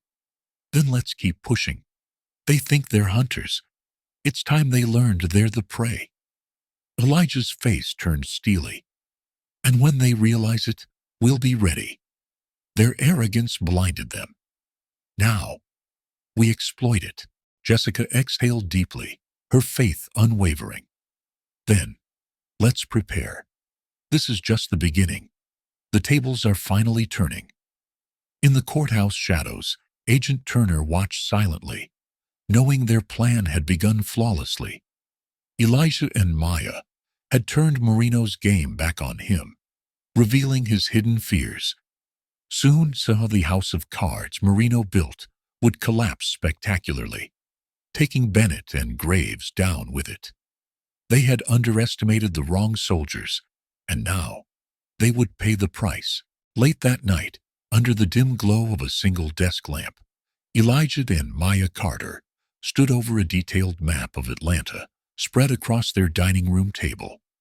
Markers, surveillance photos, and handwritten notes were meticulously arranged, transforming their home into an impromptu tactical operations center. They moved with practiced precision, as if every breath, every glance, carried the weight of the mission ahead. Elijah's gaze lingered on a photograph of Vincent Marino, taken covertly by the FBI, showing Marino shaking hands with Judge Bennett outside a private club downtown. The photo was grainy but unmistakable, proof of their collusion. Beside it lay another image. District Attorney Graves, caught in a furtive conversation with Marino at a dimly lit parking garage. Tension evident, even in the still image. "We're up against a well-organized enemy," Elijah murmured, voice steady. "They're powerful, connected, and desperate. Marino's already begun escalating. Bennett will follow his lead." Maya studied the photos carefully, her eyes narrowing in calculated assessment. Her military training in psychological warfare had taught her to dissect every detail, every hint of weakness or insecurity in her adversaries. "Their desperation is our advantage," she responded firmly. "We've shaken them enough that they'll make mistakes. Now, we capitalize on that." Elijah's fingers traced a route on the map, connecting several locations linked to Marino's businesses and political interests. "The FBI's intel is solid, but Marino is cautious. We need concrete evidence, something they can't dismiss in court. That means going behind enemy lines, gathering our own intelligence." Maya looked up sharply, determination etched deeply into her features. "We know how to do that better than anyone. It's time we applied our training directly." Elijah met her gaze, a familiar, silent understanding passing between them. Years spent in elite army units, conducting covert reconnaissance missions behind enemy lines, had forged an unbreakable bond of trust and precision. Tonight, that bond would guide them once again. This time, on their own soil, in a battle for justice, not territory. "Agreed," Elijah finally said, a plan forming swiftly. "We'd start with Marino's corporate headquarters. That's the nerve center of his operations. If we can get in, access his secure files, we can expose the depth of his corruption." Maya nodded resolutely. "It won't be easy. Security is tight, but every fortress has a weak point." Elijah smiled faintly, admiration shining through his seriousness. "And you always find it." 2 hours later, under the cover of darkness, Elijah and Maya parked their nondescript SUV several blocks from Marino's imposing glass and steel office building, nestled in Atlanta's upscale business district.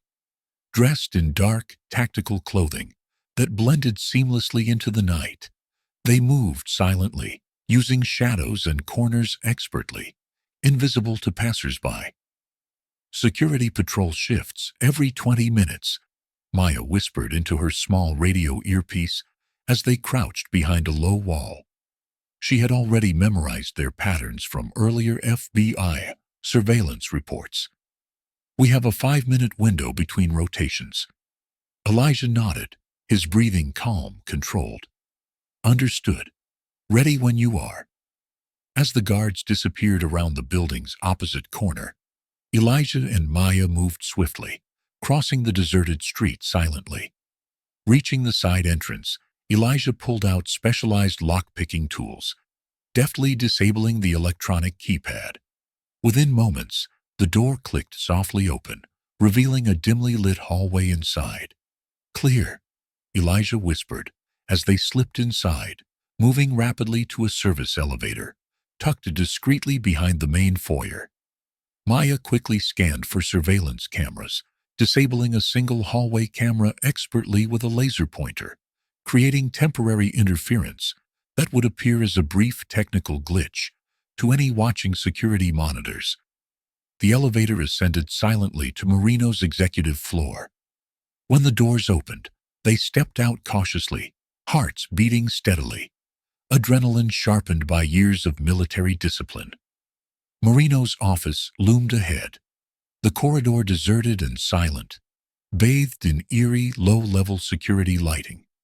Maya approached the office door, pausing briefly to inspect the sophisticated biometric lock, a fingerprint scanner. Without hesitation, she pulled out a thin latex fingerprint mold, prepared earlier from a drinking glass Marino had used at his recent court appearance. Pressing it carefully onto the scanner, She held her breath.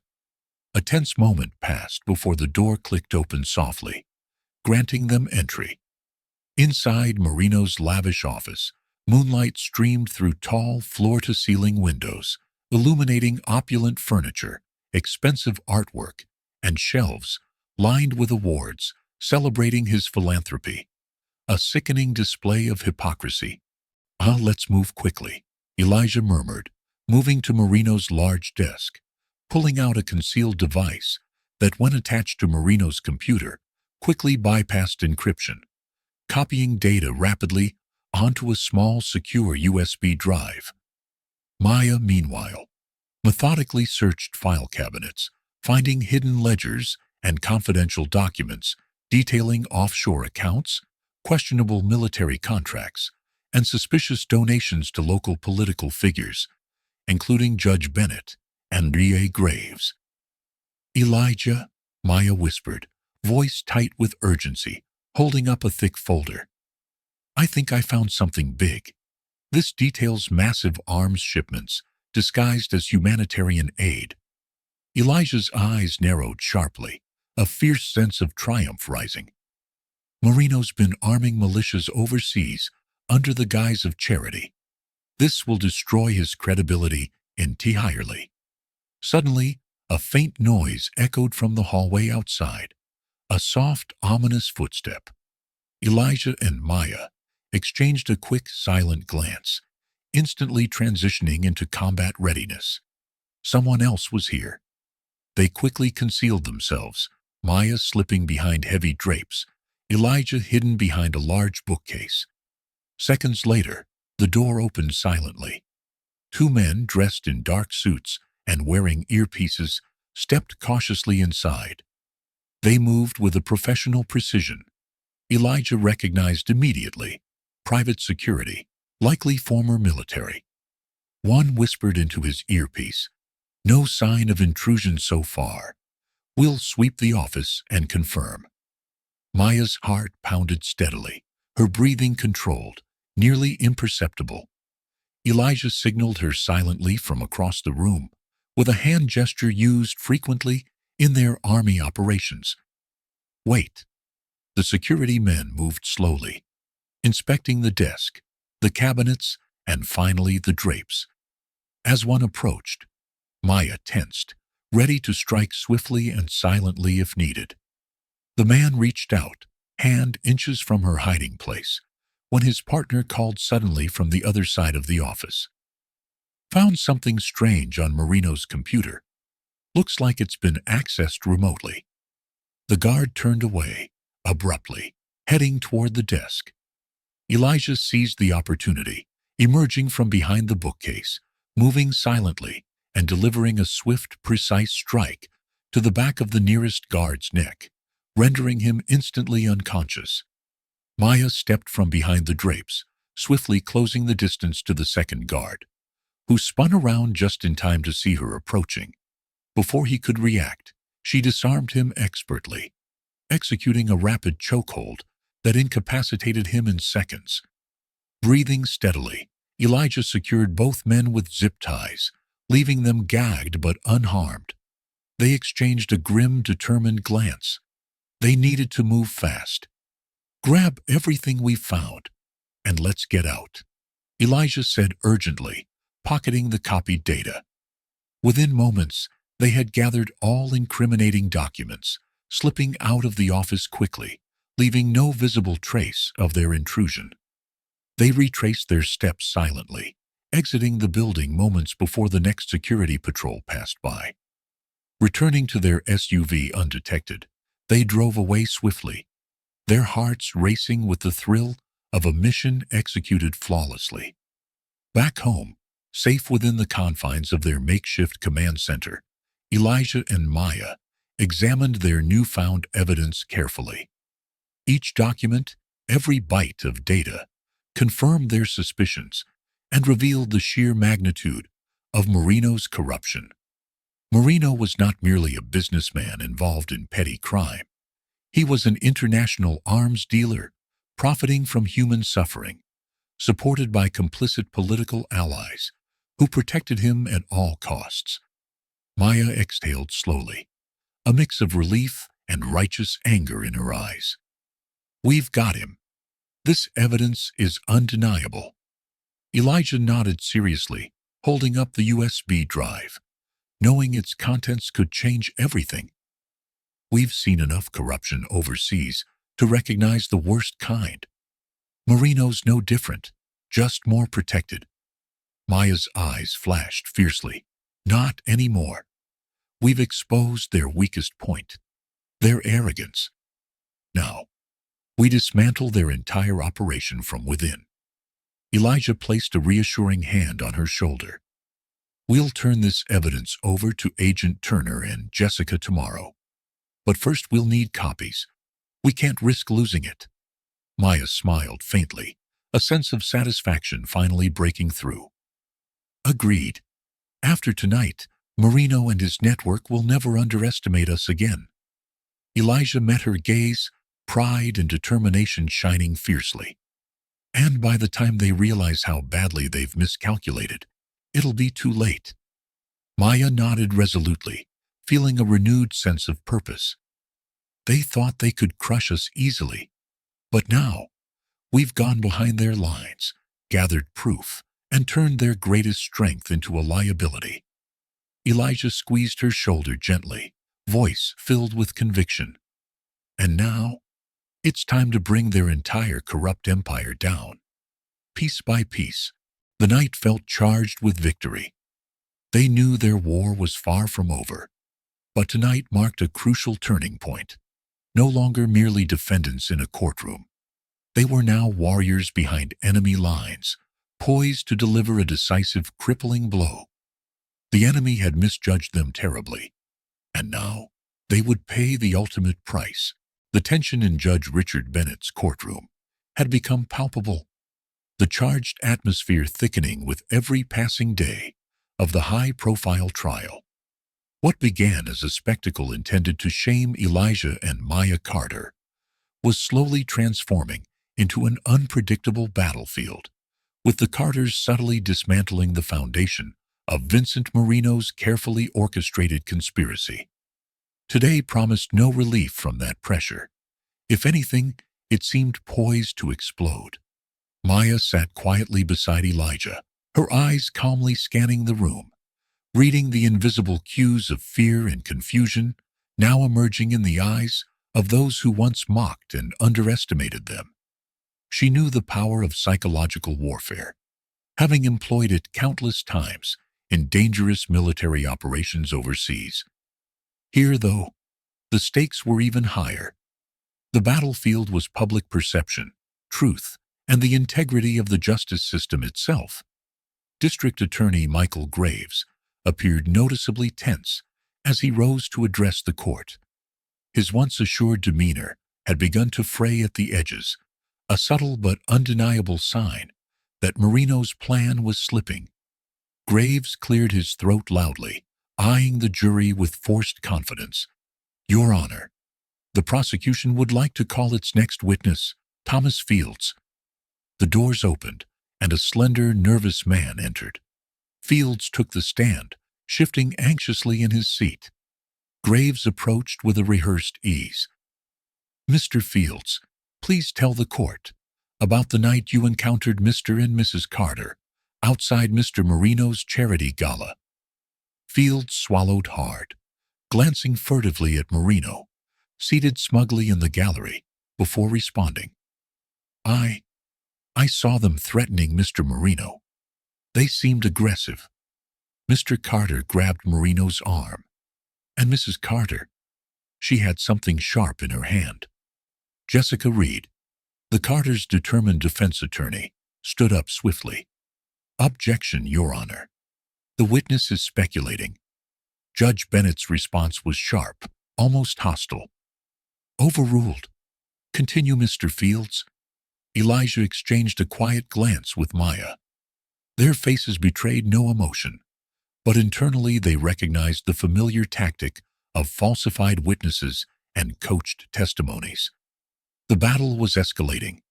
Marino was growing desperate, resorting to increasingly blatant fabrications to secure his victory. Fields continued, voice quivering slightly. Marino seemed afraid. I tried to intervene, but Mr. Carter pushed me aside forcefully. Jessica Reed's eyes narrowed sharply. She had prepared for this. Rising gracefully, she approached Fields with careful precision. Mr. Fields, interestingly, the security footage we've seen does not show any of what you just described. Are you certain of what you saw? Fields hesitated, eyes darting nervously. I'm sure. That's what I remember. Jessica stepped closer, locking eyes with him.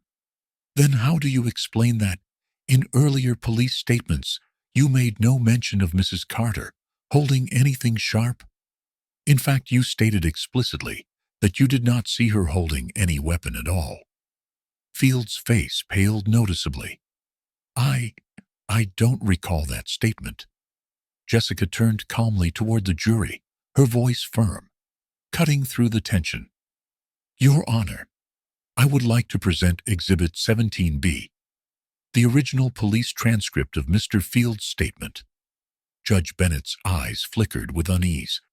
Proceed, Jessica read aloud, voice strong and clear. I saw no weapons, no aggressive actions, just a verbal exchange between Marino and the Carters. Your own words, Mr. Fields. Why the sudden change in your testimony? Fields stammered, visibly shaking. Marino's lawyer helped me recall things differently. Gasps echoed through the courtroom, so Jessica seized the moment, voice unwavering. Helped you recall differently, or coached you to lie?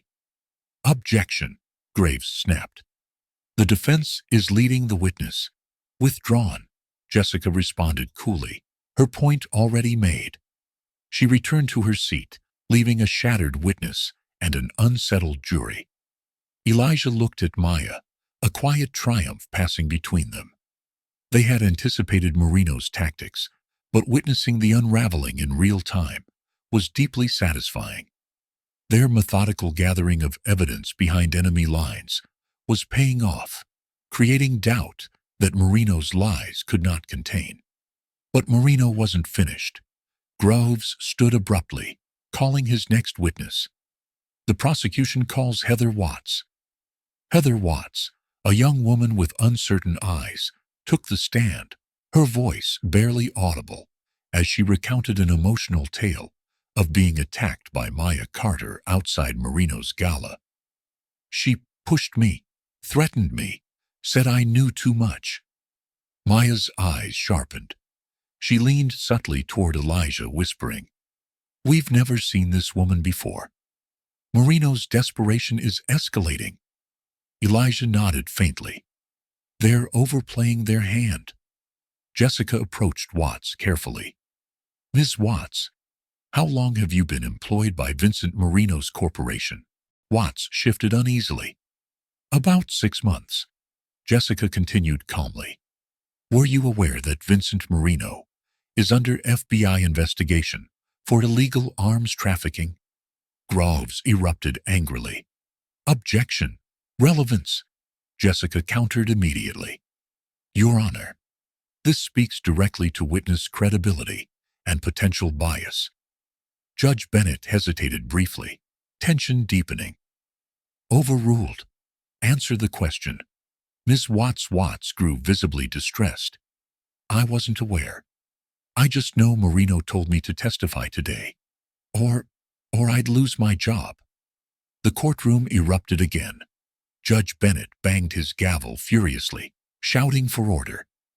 But his control was slipping, contradictions multiplying with every passing moment. Marino's web of lies was crumbling rapidly. In that charged atmosphere, Maya stood suddenly, her presence commanding immediate attention. Her voice was calm, steady, and deeply penetrating. Your Honor, may I address the court? Bennett, eyes narrowed, reluctantly allowed it. Briefly, Mrs. Carter Maya fixed her gaze on Judge Bennett, her voice deceptively soft. Your Honor, Marino has repeatedly manipulated this trial with false testimonies But perhaps most interesting is what he's kept hidden. Bennett's face flushed angrily. Choose your next words carefully. Maya continued, unflinching. We know Marino has had private conversations with District Attorney Graves about fabricating evidence against us. Conversations, Your Honor, that we have recorded. Silence enveloped the courtroom, so heavy and thick. Marino's face drained of color. Graves looked stunned. Judge Bennett's facade cracked visibly. That's preposterous, Bennett shouted. I won't tolerate these theatrics. Elijah rose now, joining Maya, his voice resonant, commanding respect. It's not theatrics, Your Honor. It's truth. The evidence we've gathered will confirm everything. Perhaps now is the time for justice. Jessica Reed intervened smoothly, sensing the pivotal moment. Your Honor, we request permission to submit this evidence directly to the jury. Bennett, visibly panicked, reacted defensively. Denied. This is inadmissible, and I will not. Jessica interrupted forcefully. Then we formally request you recuse yourself, citing obvious bias and potential complicity in obstructing justice. The courtroom exploded again, cries of support and outrage mixing. Bennett's eyes flared with anger and fear. Marino glared furiously, realizing his carefully constructed facade was collapsing. Bennett, voice trembling, shouted desperately, "This court is adjourned for the day. All evidence will be reviewed tomorrow." But the damage was done. Jurors exchanged stunned glances, doubt cemented in their minds. The tide had turned dramatically. Elijah and Maya left the courtroom with measured confidence. Outside, crowds of reporters surged forward, clamoring for comments. Maya's calm statement echoed powerfully. We trust the system to uncover the truth, no matter how deep the corruption. Later that night, safely back home, Maya turned to Elijah, exhaustion mixing with triumph. We've pushed them to their breaking point. Elijah nodded, voice resolute. Marino and Bennett are panicking. They're losing control. Maya's eyes glowed with fierce determination. Then tomorrow, we push even harder. They've underestimated us from the start, but now their lies have caught up to them. Elijah clasped her hand tightly. Justice is finally within reach. Marino's empire of deceit is collapsing. We're winning this battle, Maya. Maya's voice was steady, determined. And we won't stop until Marino, Bennett, and everyone who's enabled them face the consequences. Elijah nodded solemnly. This isn't just our fight anymore. It's a fight for every person who's been silenced by their corruption. Maya met his gaze firmly. Then we keep fighting, no matter the cost. Tomorrow, their world changes forever. They stood united, ready for the inevitable escalation still to come, knowing they had turned the tide. Marino and Bennett's game was unraveling, and the Carters were poised, calm, ready to deliver justice, not only for themselves, but for all those who had been wronged. The aftermath of yesterday's explosive courtroom revelations echoed across the media landscape, rippling outward through the heart of Atlanta. What had begun as a carefully choreographed humiliation intended by Vincent Marino and Judge Bennett had unraveled spectacularly, exposing cracks in their meticulously constructed web of deceit.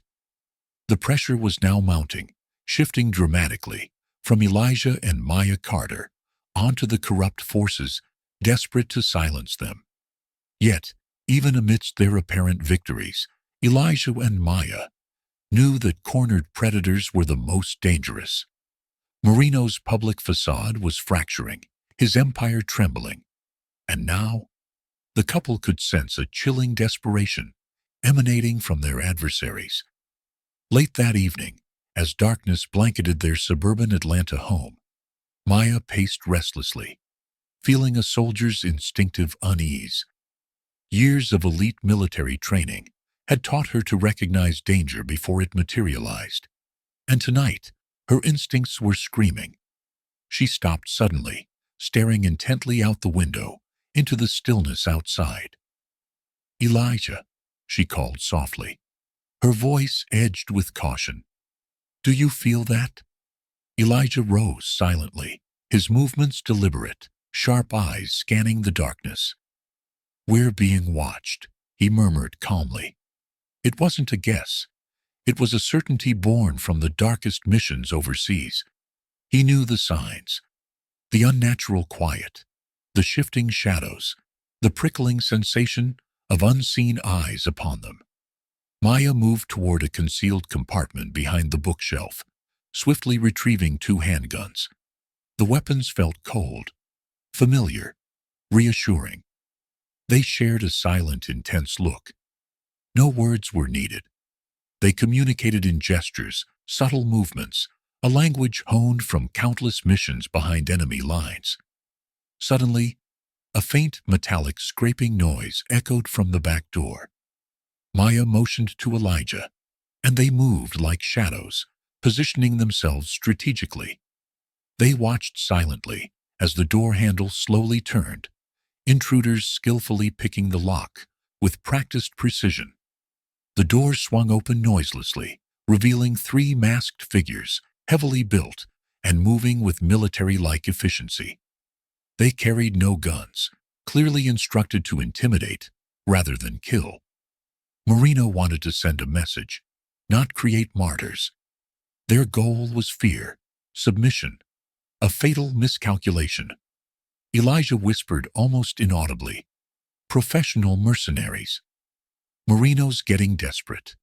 Maya nodded slightly. "Let's give them a message back." The intruders moved swiftly, fanning out across the room, searching for the couple.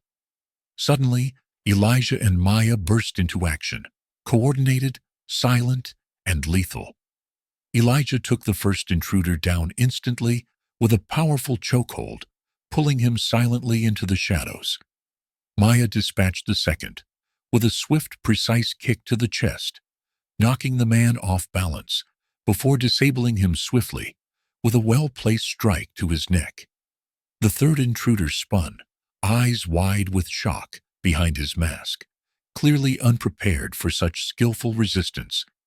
He lunged desperately, but Maya pivoted gracefully, using his momentum against him. In moments, he was disarmed, pinned firmly to the ground, gasping for breath. Elijah stepped into the intruder's line of vision, his voice deadly calm. "Who sent you?" The man glared defiantly. "You're messing with powerful people. Let me go now, and maybe you'll survive what's coming." Maya leaned close, voice icily composed. "The only ones in danger now are those who sent you. Tell Marino we got his message, but we're not afraid. And next time, we won't be this gentle." Elijah's grip tightened slightly. "We know who you work for. Next time you see Marino, remind him fear works both ways. He's losing this war." The intruder stared defiantly, but his bravado wavered under the intensity of their gaze. Elijah and Maya released him abruptly. He stumbled to his feet, glancing anxiously at his unconscious partners before fleeing into the night. As the door shut behind him, Elijah exhaled slowly, adrenaline fading, replaced by a cold, determined anger. They're panicking. Marino's losing control. Maya surveyed the scene, her expression composed yet fierce. "Now, we know exactly how desperate he is. He thinks intimidation will silence us. He's never been more wrong." Elijah nodded grimly, aware the stakes had risen exponentially. "We need to move quickly. Marino's next move will be even more desperate."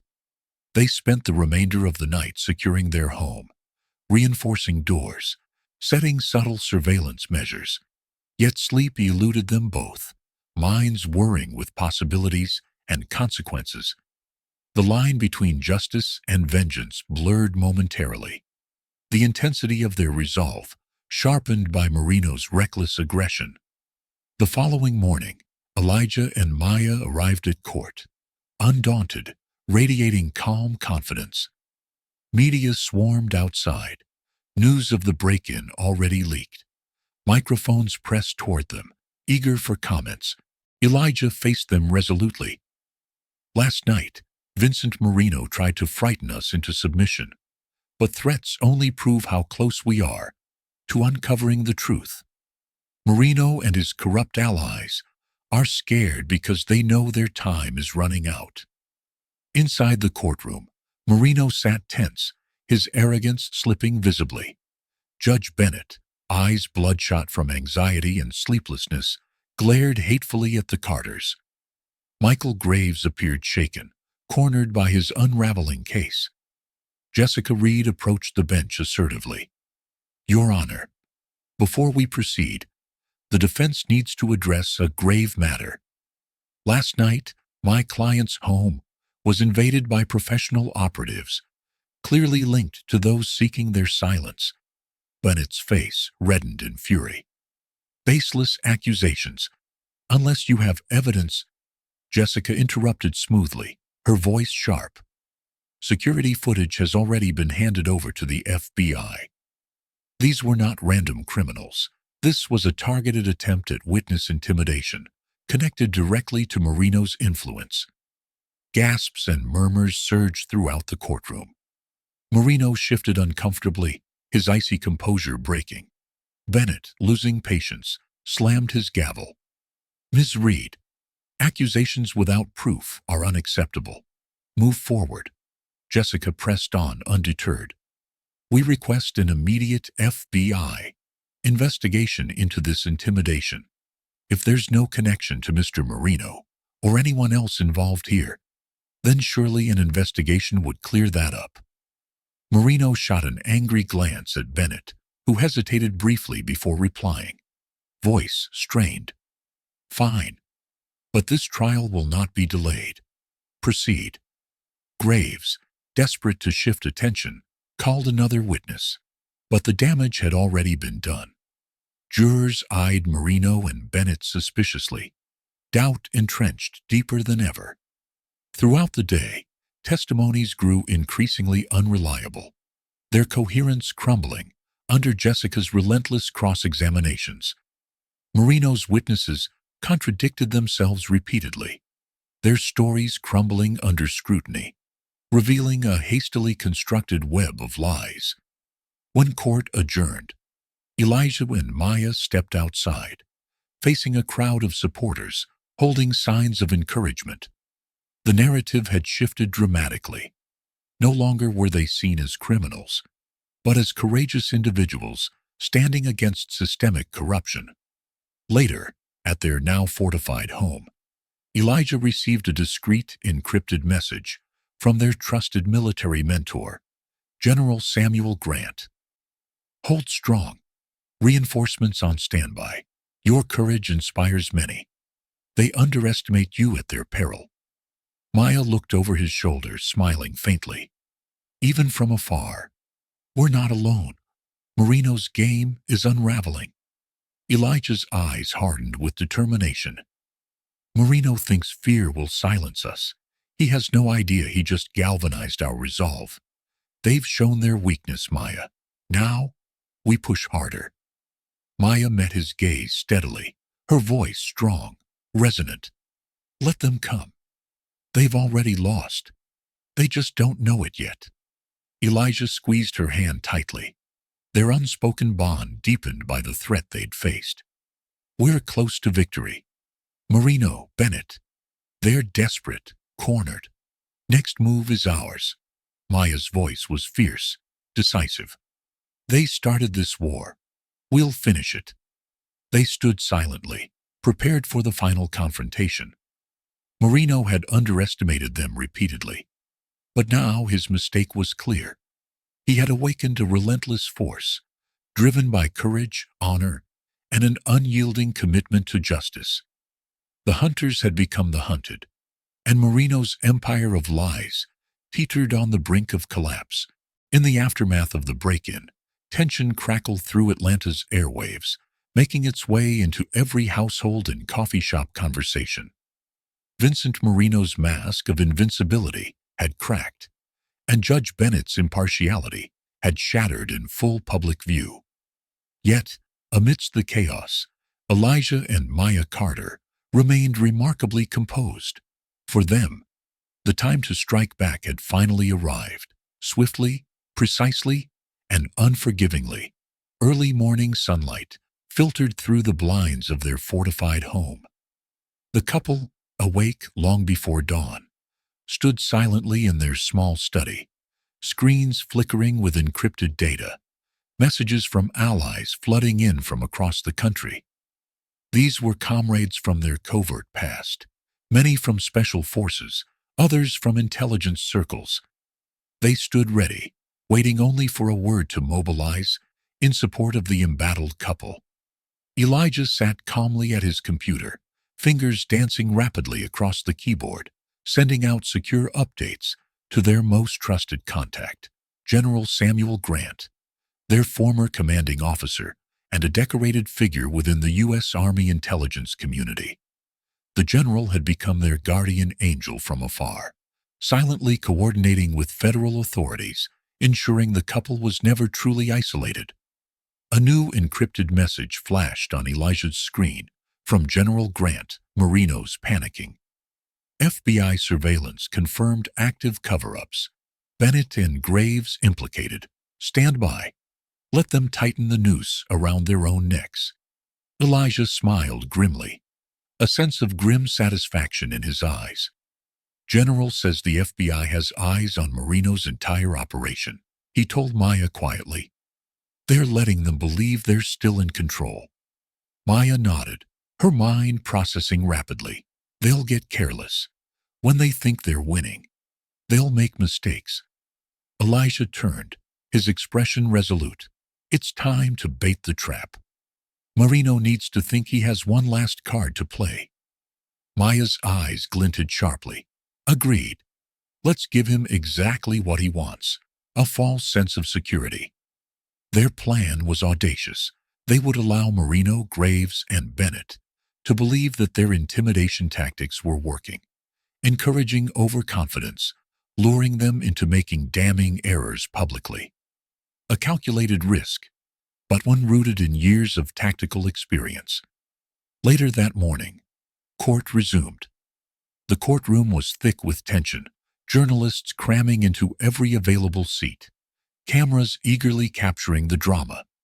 Judge Bennett sat stiffly, eyes shadowed, visibly anxious. Marino exuded fake confidence, his lawyer whispering reassurances into his ear. Graves, visibly rattled, attempted bravado, but his trembling hands betrayed him. Jessica Reed rose, addressing the court with poised intensity. Your Honor, given recent events and the assault on my client's home, we request increased security measures. Judge Bennett sneered dismissively. Your clients seem perfectly capable of handling themselves. Proceed. Jessica didn't react. Instead, she exchanged a subtle glance with Elijah, knowing Bennett had just unknowingly contributed to their strategy by downplaying the severity publicly. Every misstep mattered now. Graves called another witness, yet another fabricated story, attempting to paint the Carters as dangerous vigilantes. Yet under Jessica's sharp questioning, the witness fell apart quickly, contradicting himself repeatedly. Each inconsistency amplified jurors' suspicion. During recess, as Elijah and Maya walked calmly through the halls, Marino cornered them, his facade slipping. He leaned in, his voice a venomous whisper. You two should have backed off when you had the chance. This won't end well. Elijah met Marino's eyes unflinchingly, voice cold. You're right about one thing. It won't end well. But not for us. Marino sneered arrogantly, oblivious to the discreet recording device tucked into Elijah's jacket lapel. Keep dreaming. I own this city. Even the judge dances when I say. Maya smirked slightly. Dance fast, Marino. Your music's about to stop. Marino stormed away, anger clouding his judgment, exactly as the Carters intended. The confrontation was digitally secured, another nail in Marino's coffin. Later that day, Judge Bennett called Jessica Reed into chambers privately, an unorthodox and risky move. Jessica activated a hidden recorder in her briefcase as she stepped inside, maintaining a mask of calm professionalism. Bennett closed the door, pacing nervously, clearly unraveling. "Ms. Reed, drop this nonsense immediately. You have no idea the forces you're playing with. Marino will bury your clients, and you too." Jessica met his eyes boldly. "Threatening an officer of the court, Your Honor? You're slipping." Bennett's face flushed red, eyes wild. "Watch yourself. Marino will—" Jessica stood abruptly, fearless. "What Marino does will be his downfall, and yours too, apparently. Intimidation won't silence justice. If anything happens to me or my clients, it'll all lead back to this conversation." Bennett faltered, suddenly realizing his mistake, panic evident. "Get out!" he snarled, nearly unhinged. Jessica exited swiftly, pulse pounding. But her mission accomplished, Bennett had exposed himself irreparably, all recorded in crystal clarity. That evening, Elijah, Maya, and Jessica all gathered privately in the Carter home, listening intently as the recording played back. Bennett's voice, angry, threatening, criminally implicating himself. Jessica exhaled slowly, voice tinged with awe. "They're imploding. Marino's puppet is losing control. We got him." Elijah's jaw tightened. "Now, we wait for the FBI to move. Marino and Bennett will get reckless, thinking they're untouchable." Maya nodded confidently. "They've set their own trap. Now we watch them step into it." Elijah turned back to his computer, sending the recording securely to General Grant and Agent Alex Turner, ensuring its safety and authenticity. Within minutes, a reply arrived. "Received. Excellent work. Preparing final strike." The following day, media whispers intensified.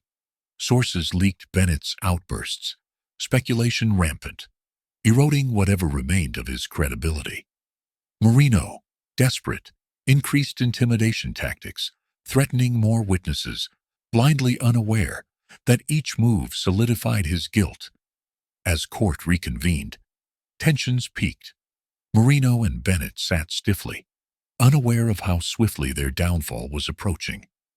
Graves desperately tried damage control, witnesses faltering under relentless scrutiny from Jessica.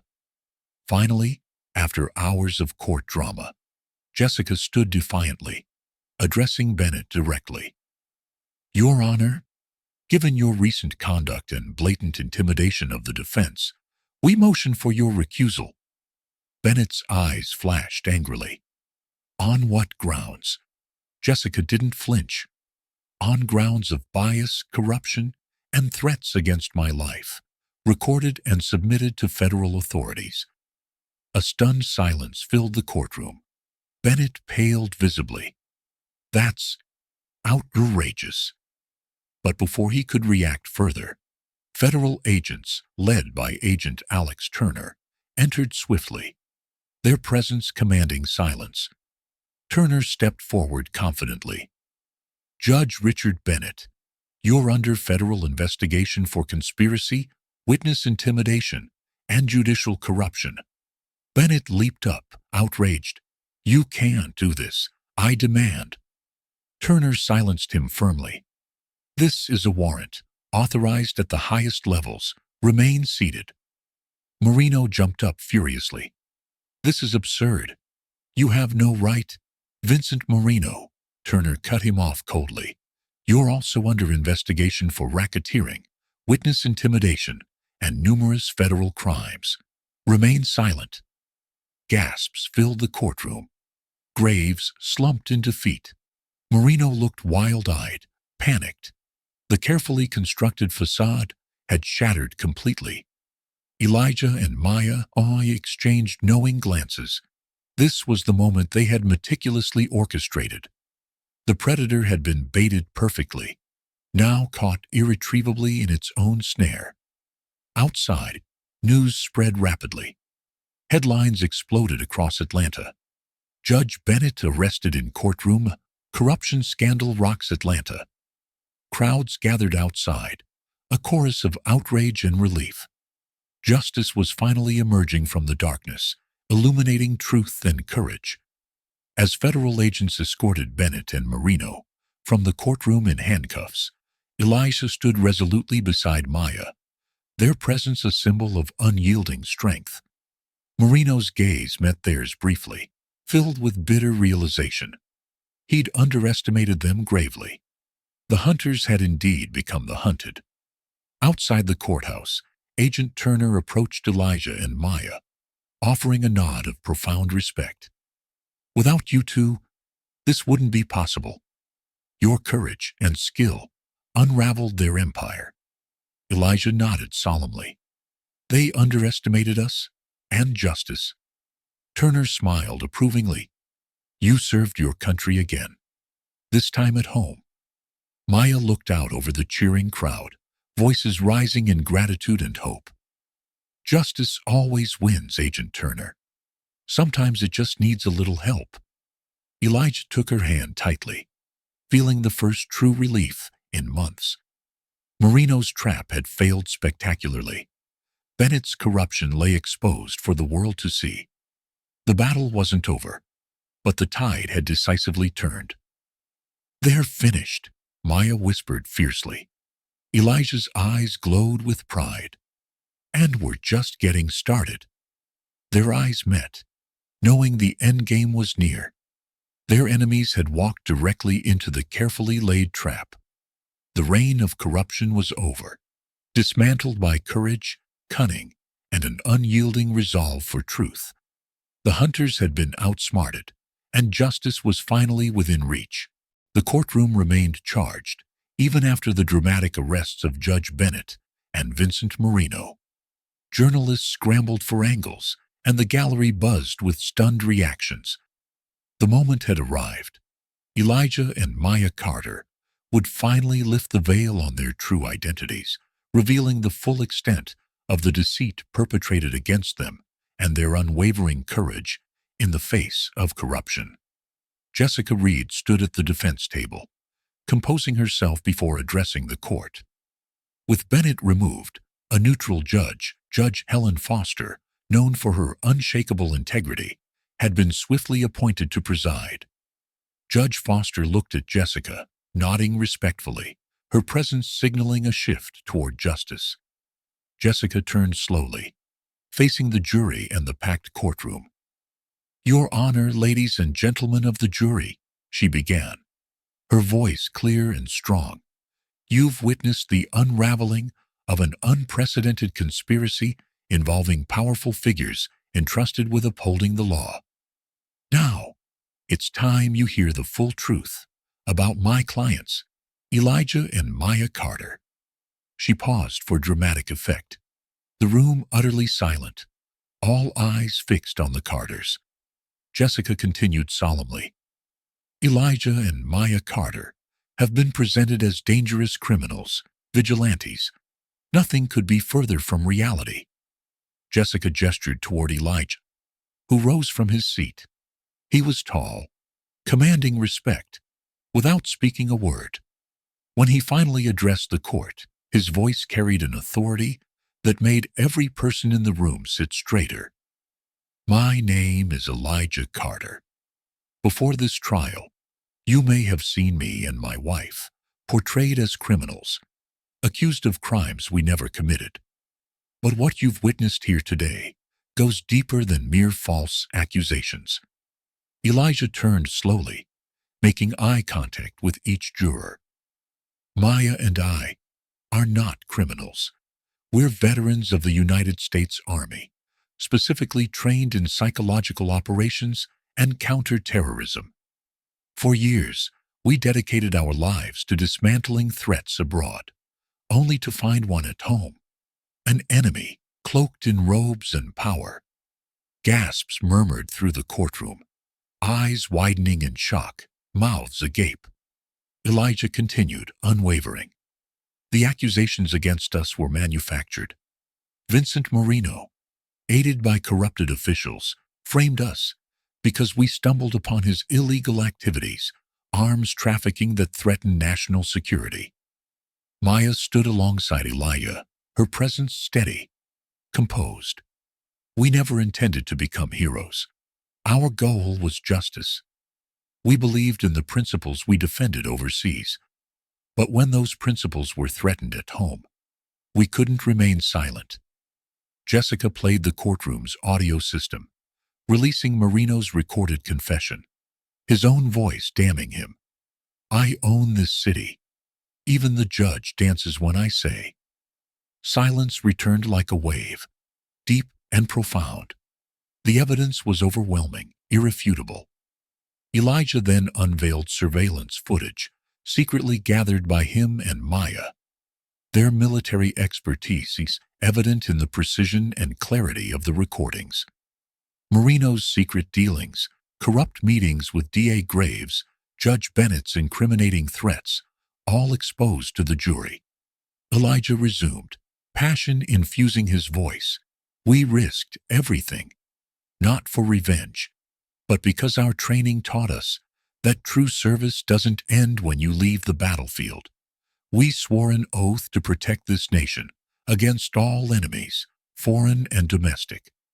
Those enemies don't always wear uniforms. Sometimes they sit on benches or hold offices. Maya spoke up, her voice resonant, unyielding. Vincent Marino and Judge Bennett underestimated us because they saw young black faces and assumed vulnerability. They saw our silence as weakness. In reality, our silence was strategic, tactical, calculated. We waited, watched, and gathered evidence to dismantle an empire built on lies. Jessica addressed the jury again. Members of the jury, what you've seen is not just a miscarriage of justice, but an attack on the very foundation of our democracy. This trial exposed how deeply corruption can infiltrate institutions meant to uphold justice. Judge Foster listened carefully, her expression stern but fair. The jury watched, transfixed, visibly moved by the revelation of Elijah and Maya's true identities and their sacrifices. The media broadcasted live updates, captivating the entire nation. As Elijah concluded, the courtroom echoed with a sense of catharsis. We served our country in uniform, unseen and uncelebrated. Today we serve again, standing before you, asking not for sympathy, but for justice, for accountability, for truth. Maya's final words resonated deeply. We trusted this system, despite its flaws. Our faith wasn't in vain, but justice doesn't prevail without sacrifice and courage. We risked our freedom, our lives, because the truth demands no less. Outside, crowds had grown exponentially, the news spreading nationwide.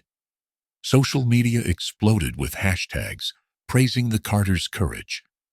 Veterans groups rallied support, and leaders spoke publicly about the integrity of those who serve, drawing attention to the deeper wounds exposed by the Carters' ordeal.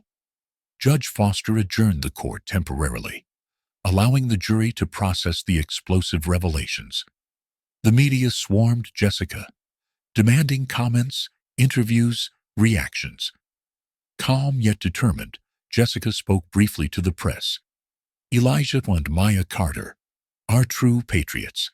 Today isn't just a victory for them, but a triumph for justice itself.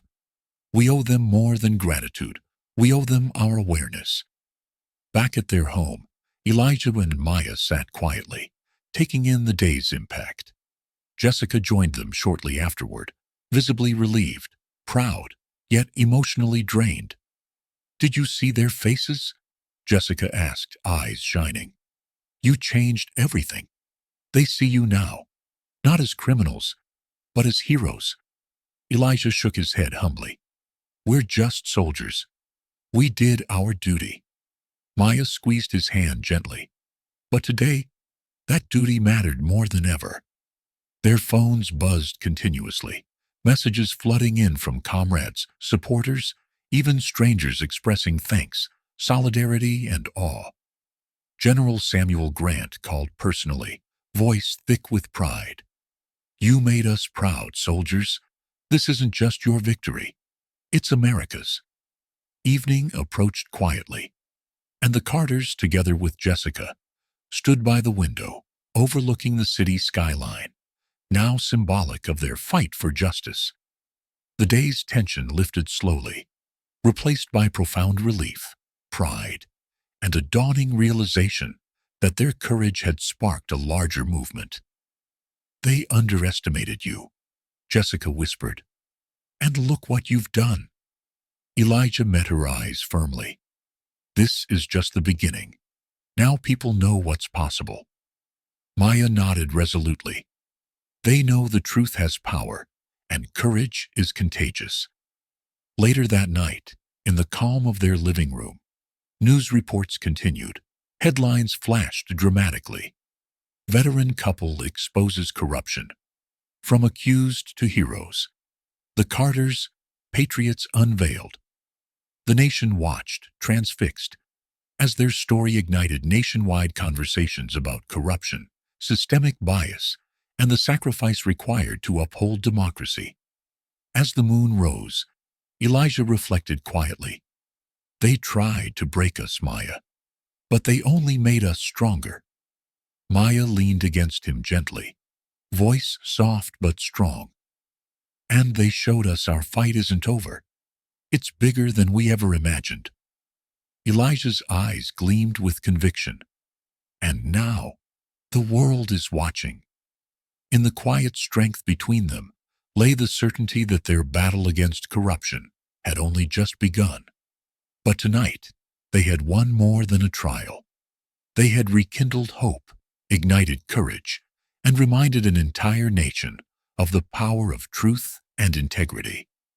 As the night deepened, Elijah and Maya knew their lives would never return to the anonymity they once had. Yet, neither regretted a moment. Their sacrifice had shaken the foundations of corruption, exposed truth, and shown the nation that heroes didn't always wear capes. Sometimes they stood silently, courageously, awaiting the right moment to rise. Maya broke the comfortable silence. "This is what we trained for.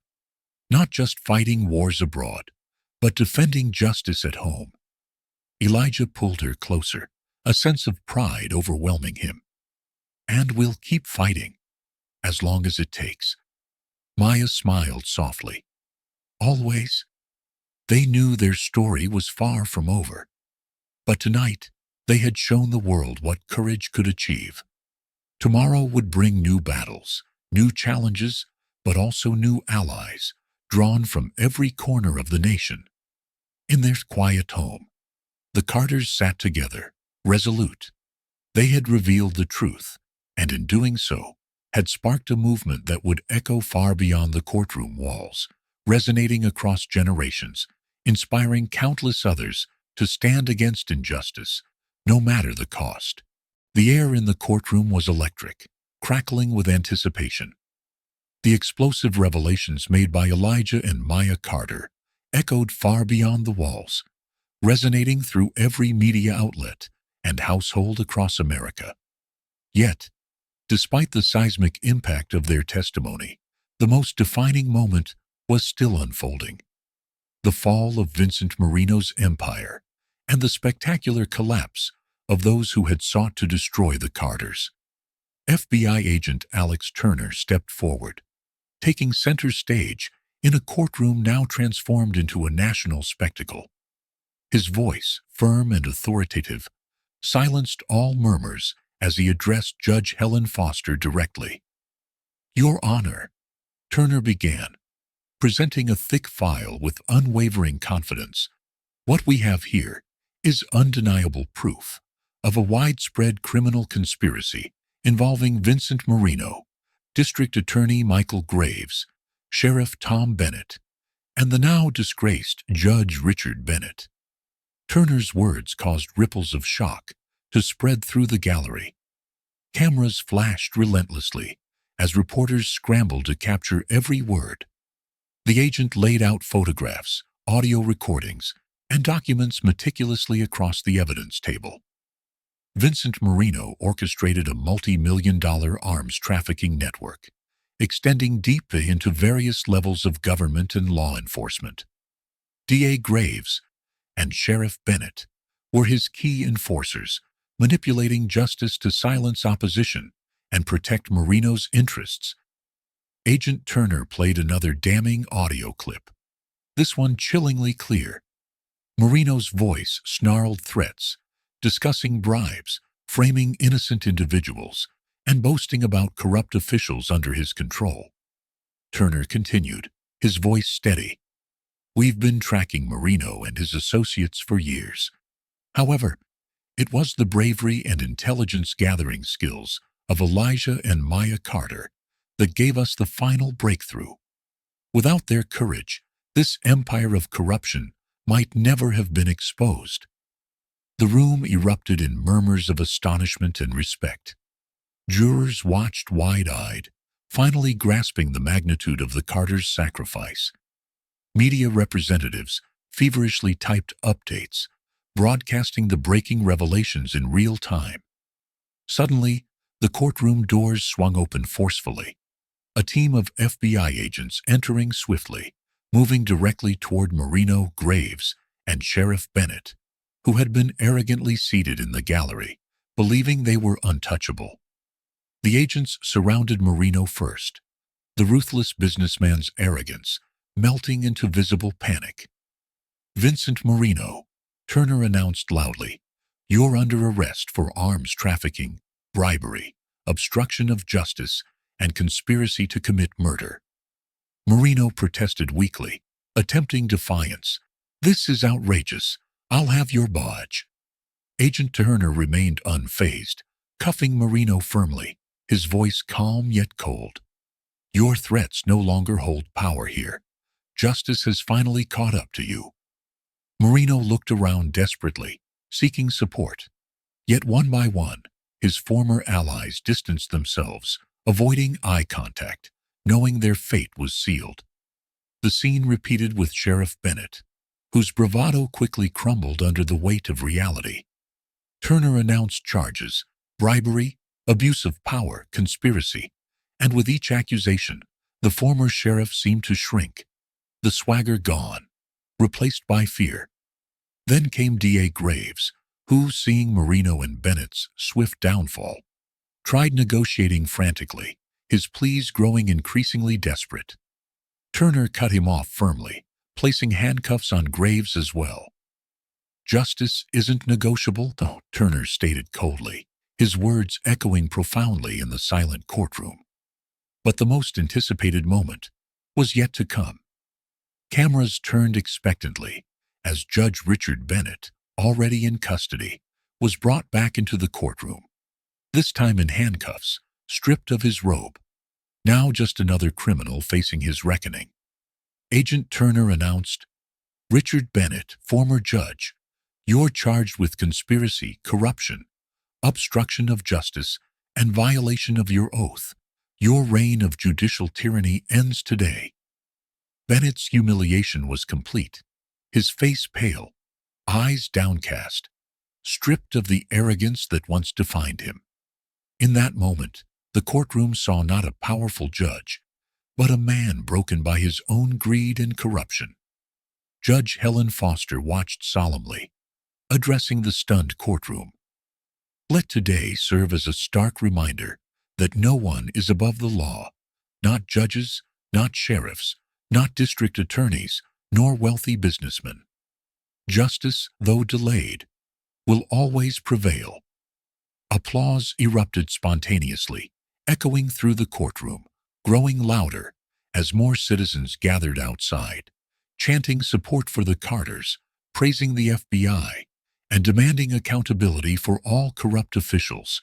The arrests reverberated nationwide. Headlines blazed. Marino's empire crumbles. Corrupt officials exposed by veteran couple.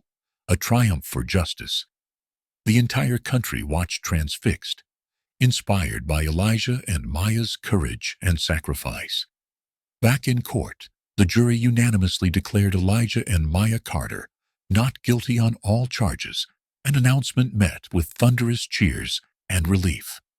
Jessica Reed embraced them, tears streaming. "You did it," she whispered. "You took them down." Maya, eyes shimmering with emotion, responded softly, "We just stood up for what's right." America did the rest. Outside the courthouse, crowds erupted in celebration as the Carters emerged victorious. Reporters clamored for interviews. Cameras flashed incessantly. Elijah and Maya stood resolute, humility and strength intertwined in their expressions. Elijah addressed the press firmly. "This isn't just our victory. It belongs to everyone who refuses to accept corruption, injustice, or abuse of power. Our hope is that today marks a turning point." Maya added, her voice resonant with determination. "Change starts when ordinary people do extraordinary things. Today, we prove that no matter how powerful the opponent, truth and justice can still win." The FBI continued raiding Marino's offices and homes, uncovering more evidence, illegal weapon caches, secret accounts, and detailed lists of bribes paid to officials at every level. Each revelation deepened public outrage and demand for reform. Meanwhile, Congress announced emergency hearings to investigate systemic corruption exposed by the case, vowing comprehensive reforms to restore public trust. National debates ignited, dissecting the culture that allowed such deep-rooted corruption to fester. Days passed, but the momentum didn't fade. Across America, grassroots movements emerged, inspired by the Carters. Activists rallied for judicial reform, transparency in law enforcement, and accountability in government. Change rippling outward from one couple's courageous stand. Jessica Reed became a beacon of hope, invited nationwide to speak about integrity, courage, and the power of justice. In speeches, she passionately honored Elijah and Maya. They reminded us that true heroes aren't those who wield power, but those who stand firm against its abuse, she declared. Weeks later, Elijah and Maya stood at a special ceremony held at the White House, receiving national honors for their bravery. The president, deeply moved, addressed them directly. Elijah and Maya Carter embody the highest values of our nation: courage, integrity, and selfless service. Today, we honor not just their sacrifice, but their enduring example. Elijah and Maya accepted the honors graciously but humbly. "This isn't about us," Elijah stated clearly. "It's about justice and the countless others who suffer silently. We owe it to them to keep fighting." Maya nodded emphatically. "Our work isn't done. We've exposed one empire of corruption, but others remain. As long as injustice exists, our mission continues." That evening, in quiet reflection, the Carters watched news reports showcasing their story's nationwide impact. Lawmakers drafting anti-corruption bills, communities demanding transparency, and citizens mobilizing for change. Elijah held Maya close, whispering softly, "Did you ever imagine we'd ignite something like this?" Maya shook her head, eyes filled with hope. "Never. But now, we have a responsibility to see it through." Elijah agreed, determination lighting his face. "Marino's empire fell today, but this is just the start. We've shown America what's possible. Now it's up to them to build a better future." As the night deepened, news reports continued streaming, capturing the breadth of change sparked by their courage. One headline stood out boldly, encapsulating the day's essence: "Empire of corruption falls, heroes rise." In their quiet moment, Elijah and Maya felt profound pride, not just in their own actions, but in the courage their example had ignited across the nation. They had shown America that justice was possible even against immense odds. But more importantly, they had reminded everyone that heroes weren't born extraordinary. They were ordinary people who refused to stand by silently. In doing so, Elijah and Maya Carter had not only toppled an empire of corruption, they had inspired a nation, forever changing the course of justice in America. In the aftermath of Marino's stunning fall, the country stood breathless, gripped by revelations that had shaken its very core. The scandal's ripple effects echoed across America, prompting introspection, outrage, and an overwhelming demand for change. News networks ran continuous coverage, dissecting every detail, every accusation, every hero and villain, in a narrative that captivated a nation hungry for justice. For Elijah and Maya Carter, the intense spotlight was both unfamiliar and overwhelming. From a falsely accused couple, once humiliated in court, they now stood as national heroes, symbols of courage and integrity. Yet, amidst the celebration, both felt a heavy responsibility, knowing their battle had triggered something far greater than themselves.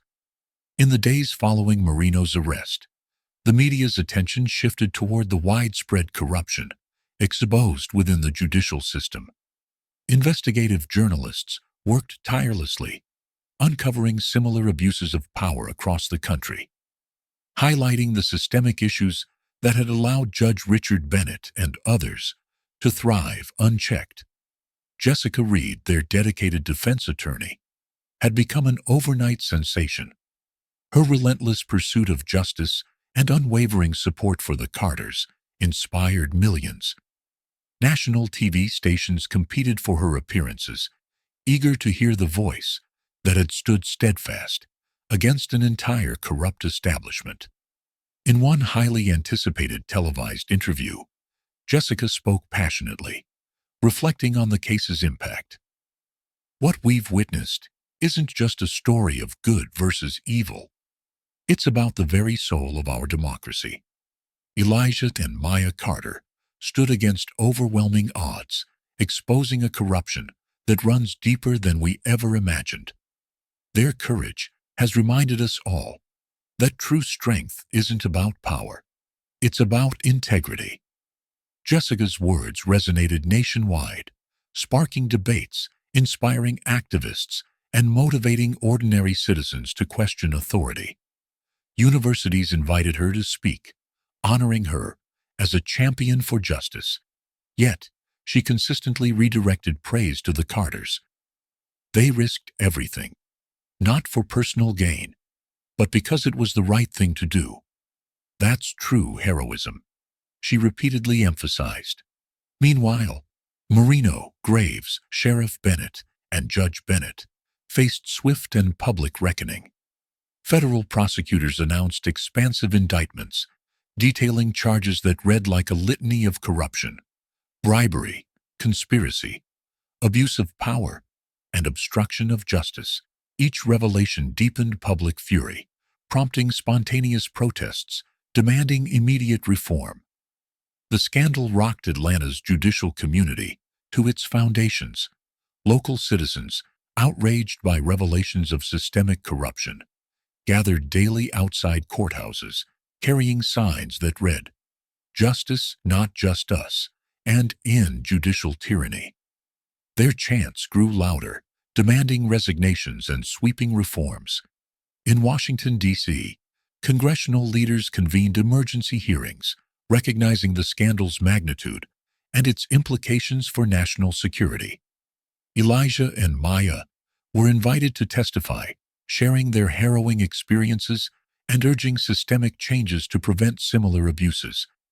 Addressing Congress, Elijah spoke firmly.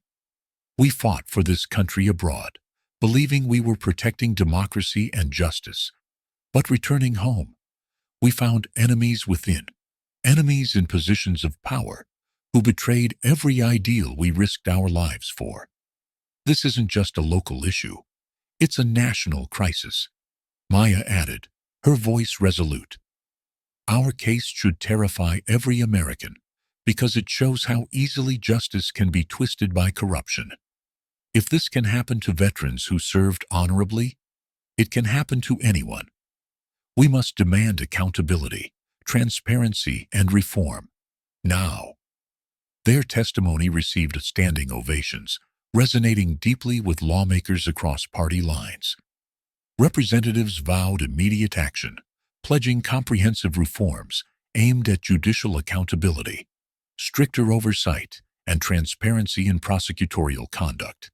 Legislation quickly advanced, known colloquially as the Carter Bill, symbolizing the couple's legacy of integrity and courage. Back in Atlanta, Jessica Reed's advocacy expanded into direct action. She joined forces with civil rights organizations, veteran groups, and community leaders, forming a coalition aimed at supporting individuals falsely accused or wrongfully convicted. The Carter Foundation for Justice, named in honor of Elijah and Maya, quickly gained momentum, backed by substantial donations and volunteer support nationwide. At a grand ceremony announcing the foundation's launch, Jessica spoke fervently. The Carters taught us that justice doesn't just happen. It's fought for. This foundation is our promise to fight alongside every innocent person caught in a system plagued by corruption and prejudice. Elijah and Maya stood by her side, humbled yet resolute. Our fight isn't over, Elijah declared. We've exposed one corrupt empire, but there are others. We won't stop until justice isn't just a privilege, but a right guaranteed to everyone. Public response was immense. Social media campaigns exploded, sharing the Carters' story, galvanizing citizens to demand reform. Hashtags like #Carter Courage and Justice Reform trended for weeks. Celebrities, athletes, and public figures joined, amplifying the call for change. In private, however, Elijah and Maya grappled with the emotional toll. Their lives had been consumed by the case, their trust in institutions shaken.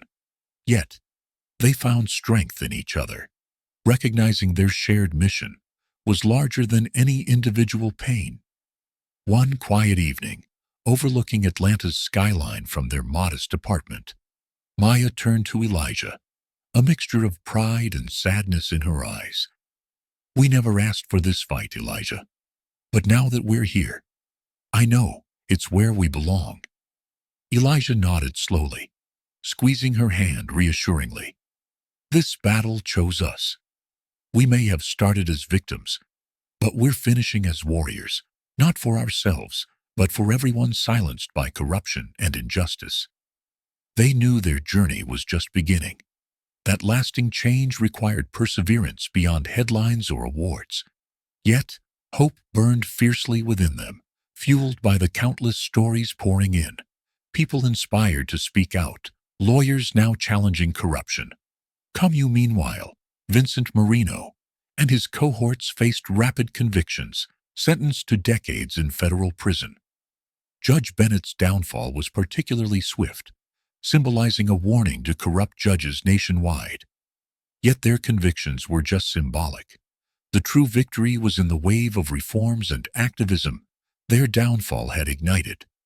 As weeks turned into months, the Carter Foundation became a powerful force for reform. Local courts saw swift changes, new oversight committees formed, judges faced public scrutiny, and citizens now demanded transparency. Atlanta became ground zero for a nationwide movement advocating for justice, accountability, and equality before the law. In one powerful televised moment, Jessica Reed spoke passionately about the Carters' impact. They were mocked, humiliated, targeted because of prejudice and corruption. Yet, they turned pain into purpose, fear into courage. Their legacy is clear. Justice must serve all, or it serves none. Late one evening, a letter arrived addressed to Elijah and Maya from a young law student inspired by their story. The words struck deeply. You taught me that true justice isn't blind. It sees clearly, defends fiercely, and never backs down. Because of you, I'll dedicate my life to fighting injustice wherever it hides. Maya smiled softly, eyes glistening with tears. This, this is our true victory, Elijah. It's not just about us anymore. It's about what we've ignited. Elijah agreed, moved by the letter's heartfelt sincerity. We may have won one battle, but our war is far bigger. Yet seeing this young person ready to fight, that's real hope. As the nation moved forward, debates continued, reforms were enacted, and accountability grew stronger. Though far from perfect, the Carters' courage had sparked a powerful awakening, one destined to reshape America's justice system fundamentally. Elijah and Maya knew their names might fade from headlines, but their impact would endure. They had faced injustice head-on, endured unimaginable pain, yet emerged stronger, inspiring a movement, demanding accountability, integrity, and fairness. Their journey wasn't just a fight against corruption. It was a profound reminder that every citizen held the power to change history. In quiet moments, reflecting on their tumultuous journey, Elijah and Maya realized their greatest achievement wasn't defeating Marino or exposing Judge Bennett. Their true victory was empowering countless Americans, reminding them that justice wasn't an ideal. It was a constant battle, fought by ordinary people brave enough to stand firm, challenge the powerful, and never surrender to fear. Their fight wasn't over. It was merely evolving. And as America confronted its own reflection, Elijah and Maya Carter stood as living proof that hope could still triumph, justice could prevail, and heroes were born not from power or privilege, but from courage, integrity, and an unyielding belief that truth, no matter how battered, always had the final word. In the months following the seismic exposure of corruption, the nation watched as its deepest wounds gradually began to heal. From bustling streets in Atlanta to the hallowed halls of Congress, a new consciousness emerged, one shaped by the bravery of Elijah and Maya Carter. Their story had ignited a fire that spread far beyond courtrooms or newsrooms, reaching into homes, classrooms, and communities across America. Elijah and Maya found themselves thrust into a role neither had anticipated nor sought, symbols of hope, integrity, and courage. Invitations to speak poured in from universities, military academies, and civil rights organizations. Each time, they stood before audiences eager to hear their story, not just of injustice, but of the unyielding strength they discovered within themselves. The Carters accepted these invitations selectively, choosing moments where their words could spark genuine, lasting change. One such invitation, perhaps the most meaningful, came from the United States Army, inviting them to a national ceremony at Fort Benning, Georgia, a base steeped in military tradition and honor. It was here, on a clear, crisp morning, surrounded by men and women in uniform, veterans and their families, that Elijah and Maya were formally honored for their bravery, not on foreign soil, but on their own. The ceremony was a moving testament to the couple's journey. Soldiers stood in formation, saluting as General Samuel Grant, their beloved mentor, addressed the gathering. His voice trembled slightly with pride and emotion.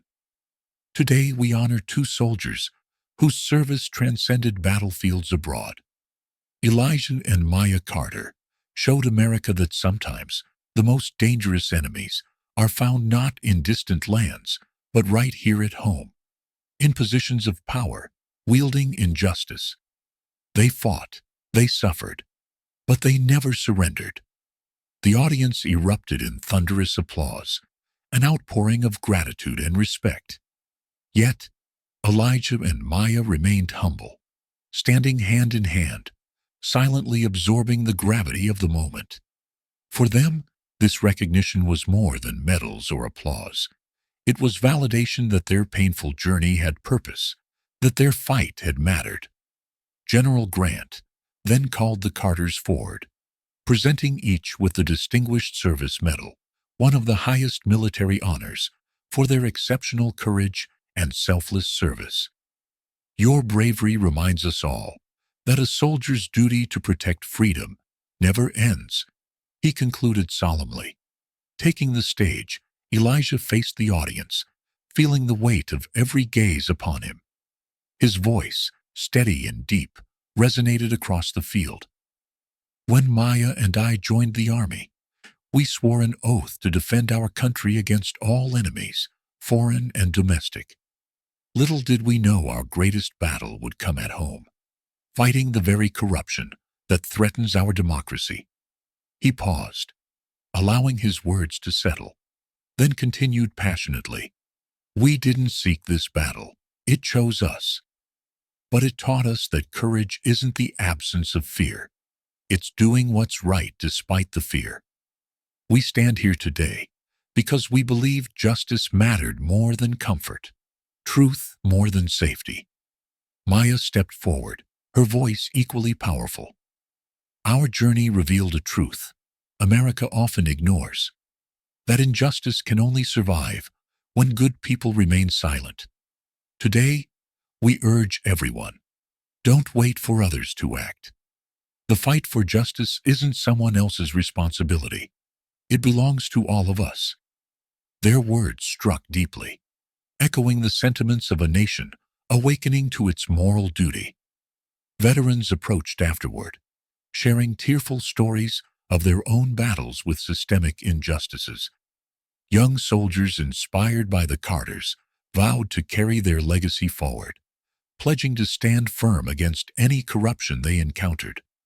But amidst the public honors and speeches, Elijah and Maya found moments of profound clarity in quieter spaces, away from the crowds, back in their modest Atlanta apartment.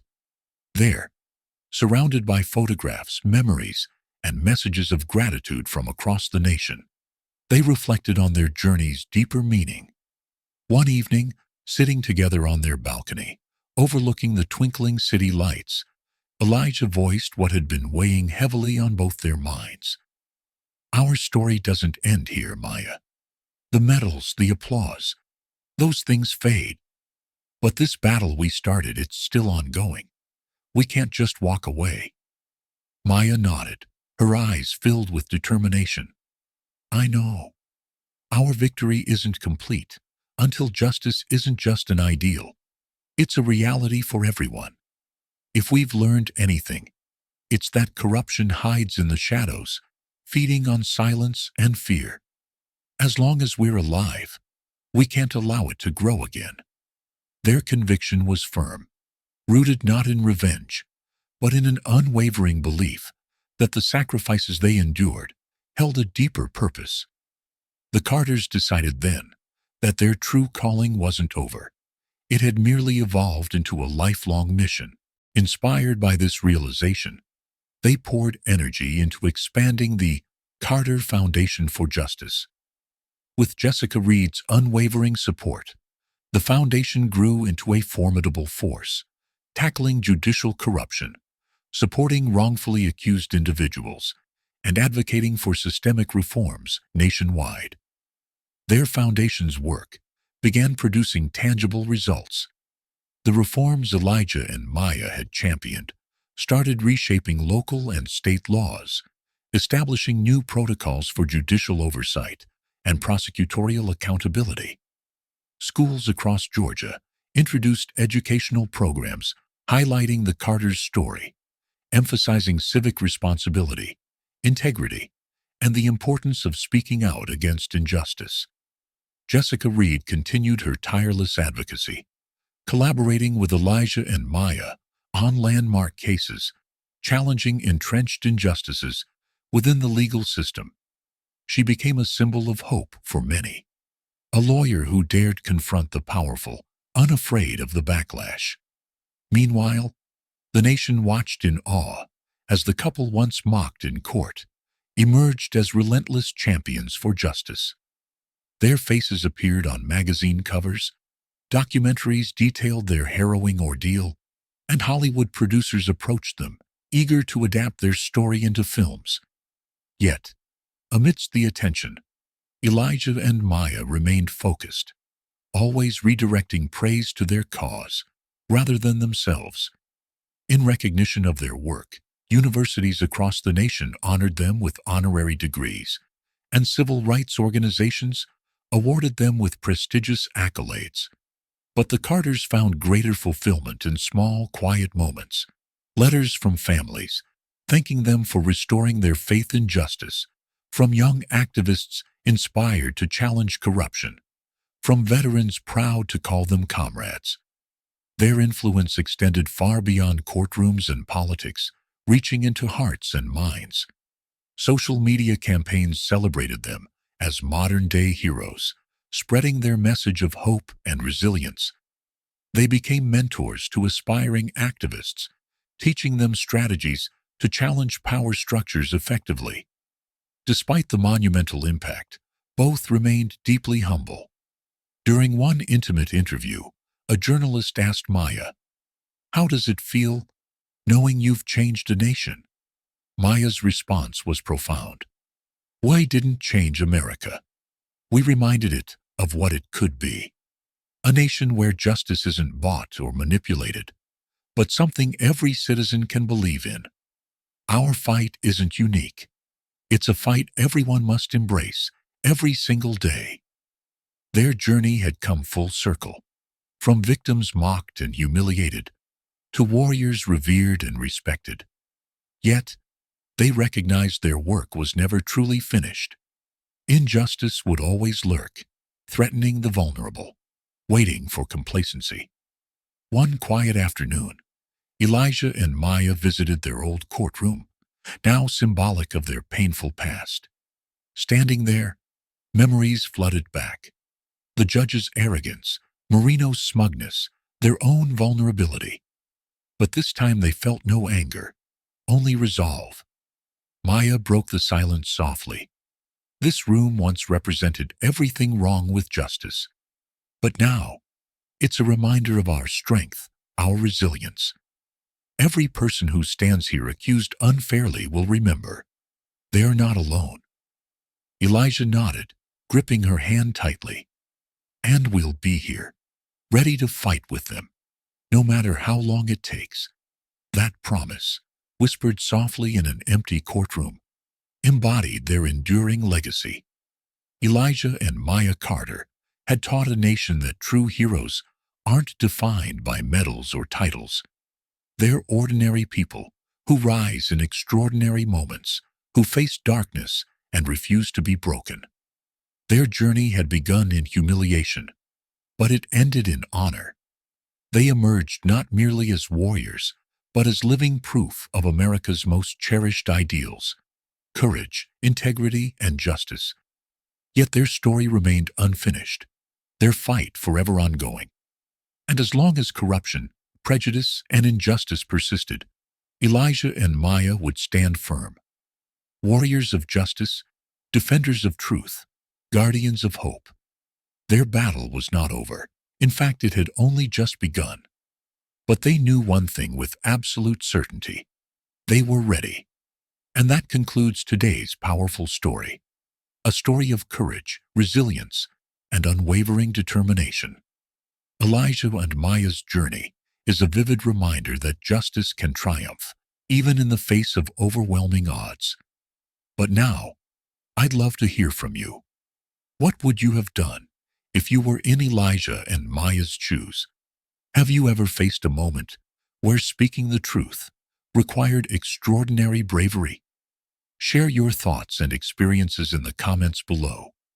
I read each one, and your words inspire others more than you might know. If this story touched your heart, please hit that subscribe button and turn on notifications so you don't miss our next incredible tale. There's always another story waiting to remind us all of the strength within us. Together, let's keep spreading hope, one story at a time. Thanks for watching, and I'll see you soon.